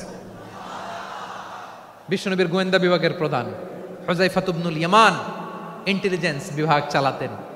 মুনাফিকদের নাম ওনার কাছে ছিল। মুআয ইবনে জাবাল মদিনা রাষ্ট্রের সবচেয়ে সিনিয়র আমলা ছিলেন। আমলাতন্ত্র চিনেন তো? প্রশাসনিক কাজ যারা চালায়, অ্যাডমিনিস্ট্রেশন বোঝেন না? The department of administration. মদিনার রাষ্ট্রের সিনিয়র আমলা মুআয ইবনে জাবাল মুতাখাসসিসুন ফিল হালাল ওয়াল হারাম, হালাল হারামের স্পেশালিস্ট ছিলেন। বিশ্বনবী উনাকে ইয়ামানের গভর্নর করে পাঠাইছেন। বলেছেন ইন্নাকা তা'তি কওমান আহলা কিতাব, এমন গোষ্ঠীর কাছে যাবা যারা ইহুদি নাসারা, আগে শাহাদা পড়লে এরপরে নামাজের দাওয়াত দিও, নামাজ পড়লে যাকাতের দাওয়াত দিও। গভর্নরের অ্যাটিটিউড যেমন থাকে তেমন অ্যাটিটিউড ধরে রেখো। সুবহানাল্লাহ পড়েন। তাহলে মুআয ইবনে জাবালকে দিয়ে বিশ্বনবী কবিতা লেখায় নাই, চিঠি লেখায় নাই, আজান দেওয়ায় নাই। সুবহানাল্লাহ পড়বেন না? সব শেষ সাহাবী বলি আবু হুরায়রা রাদিয়াল্লাহু তাআলা আনহু। নাম শুনছেন? বিড়ালের বাবা। কি করতেন? খালি হাদিস মুখস্থ করতেন। উনি বলতেন আলজামু রাসূলুল্লাহ আলা মিল ইবাতনি, আমার শুধু পেটের ক্ষুধার বন্দোবস্ত হইলে আমি নবীর সঙ্গ ছাড়তাম না। আমার আনসার সাহাবারা ক্ষেত খামারের কাজ করত, আমার মুহাজির সাহাবারা ব্যবসা করত, আর আমি নবীর সাথে সাথে থাকতাম। শুধু সকাল বিকাল দুই বেলা যদি আমার খাবারের বন্দোবস্ত হয় আমি আর নবীর লক ছাড়ি না। সুবহানাল্লাহ কইবেন না? 5374টা হাদিস তিনি বর্ণনা করেছেন। সবচেয়ে বেশি হাদিস বর্ণনাকারী সাহাবী। হাদিস প্রিজার্ভেশনের কাজে বিশ্বনবী ওনাকে কাজে লাগিয়েছেন। উনি একদিন বলেন ইয়া রাসূলুল্লাহ আসমাউ মিনকা কাসীরান ফালা আহফাজু, নবী অনেক কথা শুনি আমার মনে থাকে না। বিষ্ণু বললেন তাই? উবসুত রিদাক, তোমার চাদরটা বিছাও। আবু হুরায়রা বিছালেন, বিশ্বনবী হাত বুলায় দিলেন, এরপরে অনেক হাদিস বর্ণনা করলেন। আবু হুরায়রা বলে তারপর থেকে বিশ্বনবী যাই বর্ণনা করে আমি শুনি আর একটাও বলি না এখন। সুবহানাল্লাহ। বিশ্বনবী ওনাকে হাদিস প্রিজার্ভেশন, নবীর এই যে লক্ষ্য হাদিস প্রিজার্ভেশনের এই দায়িত্ব দিয়েছেন সাইয়েদনা আবু হুরায়রা রাদিয়াল্লাহু তাআলা আনহুকে। প্রিয় ভাইরা, তাহলে 10 জন সাহাবীর কথা যে বললাম, আপনারা কি খেয়াল করেছেন কত বড় ট্যালেন্ট হান্টার, চৌকস ট্যালেন্ট হান্টার ছিল আমার নবী। এক একজনের এক এক ট্যালেন্ট এক এক কাজে অ্যাসাইন করেছেন, এক একজনকে এক এক দায়িত্ব দিয়েছেন, এক একজনের প্রতিভাকে এক একভাবে বিকশিত হওয়ার সুযোগ দিয়েছেন। আওয়াজ করে বলেন ঠিক কি না? এখন আমার পর্দার আড়ালে আমার মায়েরা বলবে এতগুলো পুরুষ সাহাবীর কথা বললো, নারী সাহাবীরা কি কিছু করে নাই? হ্যাঁ, একজন নারী সাহাবীর কথা বলে মোনাজাত হবে, দোয়া ছাড়া কেউ যাব না। রুফাইদা আল আসলামিয়া রাদিয়াল্লাহু তাআলা আনহা, ওনার বাবার নাম সাআদ আল আসলামি। বিশ্বনবী কি খেয়াল করলেন দেখেন, সাআদ ছিল মদিনার বড় ডাক্তার। এই নারী সাহাবী রুফাইদা বাবার কাছ থেকে চিকিৎসা বিদ্যা শিখেছেন। যখন শিখছে বিশ্বনবী দেখলেন আমার তো প্রতি সপ্তাহে সপ্তাহে যুদ্ধে আহত সাহাবীদের সেবা দিবে কে? বিশ্বনবী রুফাইদাকে বললেন রুফাইদা তুমি মসজিদে নববীর পাশে একটা মেডিকেল ক্যাম্প করো। এই যে সাকিনা আদ্দিন মেডিকেলের আমার ছাত্রী বন্ধুরা শুনে রাখো, তোমাদের আইকন হচ্ছে এই রুফাইদা আল আসলামিয়া। বিশ্বনবীর ডিরেকশন অনুযায়ী তিনি মসজিদে নববীর পাশে একটা মেডিকেল ক্যাম্প করলেন এবং আহত সাহাবাদের চিকিৎসা উনি ওনার টিম নিয়ে দিতেন। বিশ্বনবীর পরামর্শে উনি আনসারি এবং মুহাজির মহিলা সাহাবীদেরকে নিয়ে একটা স্পেশাল মেডিকেল টিম গঠন করলেন। খায়বার যুদ্ধে 7ম হিজরিতে যখন বিশ্বনবী যায় উনি ওনার টিম নিয়ে আসলেন, বললেন ইয়া রাসূলুল্লাহ আমরা তো তলোয়ার চালাতে পারি না, আমরা তো তীর মারতে পারি না, আপনি যদি অনুমতি দেন খায়বার অভিযানে আমি আমার টিম নিয়ে মেডিকেল টিমের সেবাটা সার্ভিসটা দিতে চাই। পড়েন সুবহানাল্লাহ। বিশ্বনবী অনুমতি দিলেন, যোদ্ধা সাহাবীদের সাথে রুফাইদা আল আসলামিয়া উনিও মেডিকেল টিম নিয়ে অগ্রসর হলেন। খায়বারের প্রতিটা আহত ইনজুর্ড সাহাবী যারা ইনজুরি শিকার হয়েছেন সবাই রুফাইদা আল আসলামিয়ার এই মেডিকেল ক্যাম্প থেকে চিকিৎসা সহায়তা পেয়েছেন। সুবহানাল্লাহ পড়েন। দেখেন কিভাবে বিশ্বনবী ট্যালেন্ট বাছাই করতেন। আপনি অবাক হবেন, বাহরাইনের মেডিকেল ইউনিভার্সিটিতে রুফাইদা আল আসলামিয়া মেডিকেল প্রাইজ অ্যাওয়ার্ড প্রতি বছর দেয়া হয়। যদি 8 দিনের এই মেডিকেল আমার বোনেরা যদি জেনে থাকো জানো, না হলে নতুন করে জানো, সার্চ দিও রুফাইদা আল আসলামিয়া মেডিকেল অ্যাওয়ার্ড বাহরাইনের ইউনিভার্সিটিতে দেওয়া হয়। প্রিয় ভাইয়েরা, তাহলে আলোচনার সামারি আমরা করি। বিশ্বনবী যার যেখানে ট্যালেন্ট তাকে ওইখানে কাজে লাগাতেন। আওয়াজ করে বলেন ঠিক কিনা? এবার একটা ইন্টারভিউ হবে, আওয়াজ করে বলেন আবু মাহজুরাকে বিশ্বনবী কি বানাইছেন? হ্যাঁ, ভুলে গেছেন? সামনের চুলে হাত দিয়ে বিশ্বনবী কি সুন্দর গলায় আজান শিখালেন। মুয়াজ্জিন। যায়েদ বিন সাবিতকে একাডেমিক প্রজেক্টের দায়িত্ব দিয়েছেন, তিনি ছিলেন বিশ্বনবীর দোভাষী ব্যক্তিগত সচিব। মুসাব ইবনে উমায়ের the first ambassador of Islam. আব্দুল্লাহ ইবনে আব্বাস উম্মার বড় শিক্ষাবিদ মুফাসসির। আব্দুল্লাহ ইবনে মাসউদ ছিলেন জুরিস্ট। কি ছিলেন? জুরিস্ট ছিলেন, এই উম্মার সবচেয়ে বড় জুরিস্ট। খালিদ বিন ওয়ালিদ সেনাপ্রধান। হাসান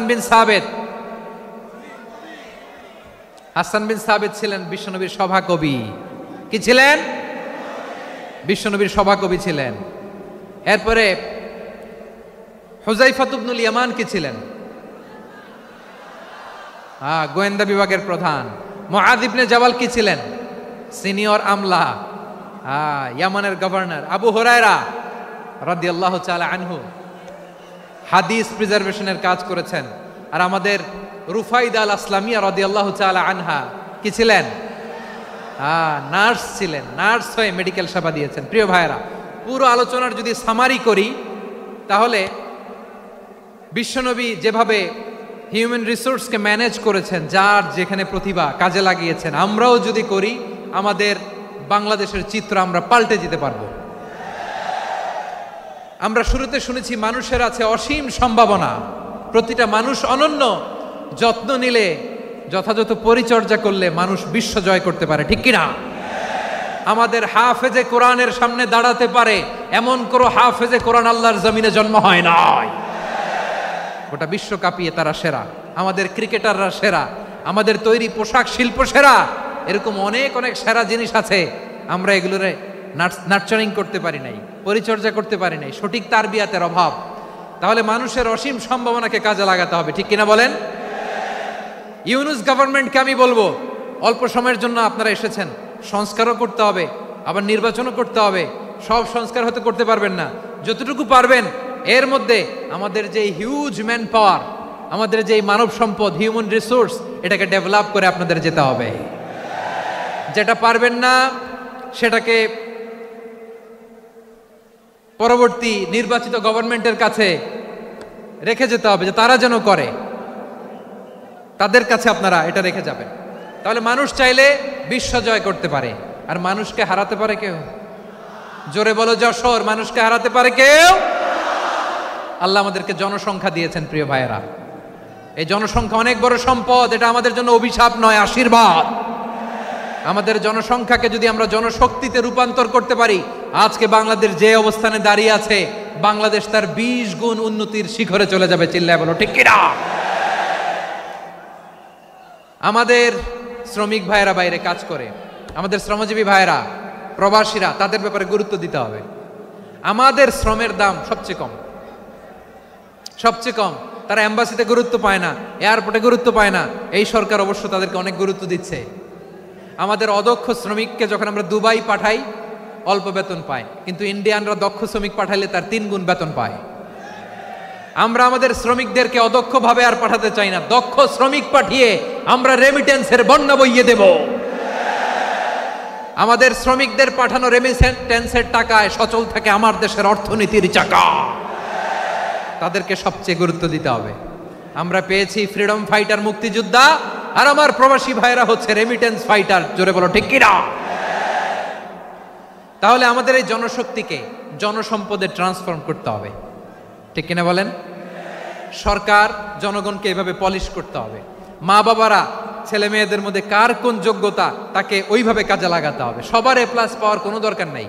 আমাদের দেশে একটা টেন্ডেন্সি আছে, পরীক্ষায় এ প্লাস না পাইলে কই তুই কি করলি, পাশের বাড়ির ছেলে এ প্লাস পাইছে, যা ওর পা ধোয়া পানি খা। কি খা?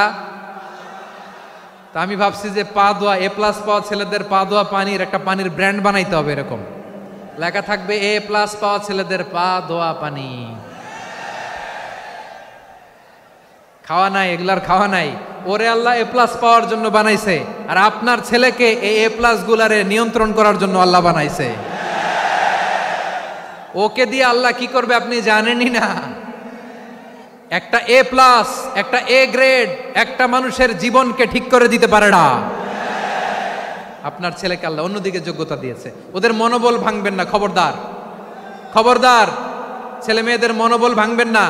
যাকে দিয়ে যেটা হবে তাকে দিয়ে সেটা করতে হবে, তার প্রতিভাকে সেভাবে কাজে লাগাতে হবে। তাহলে বাংলাদেশ আমাদের এই জনসংখ্যা জনসম্পদে রূপান্তরিত হবে। আমাদের সরকারের তত্ত্বাবধানে আমাদের 18 কোটি জনগণ দক্ষ জনশক্তিতে রূপান্তরিত হোক, আমরা চাই কি চাই না? আমরা ভালো মানুষ, শ্রেষ্ঠ মানুষ হতে চাই কি চাই না?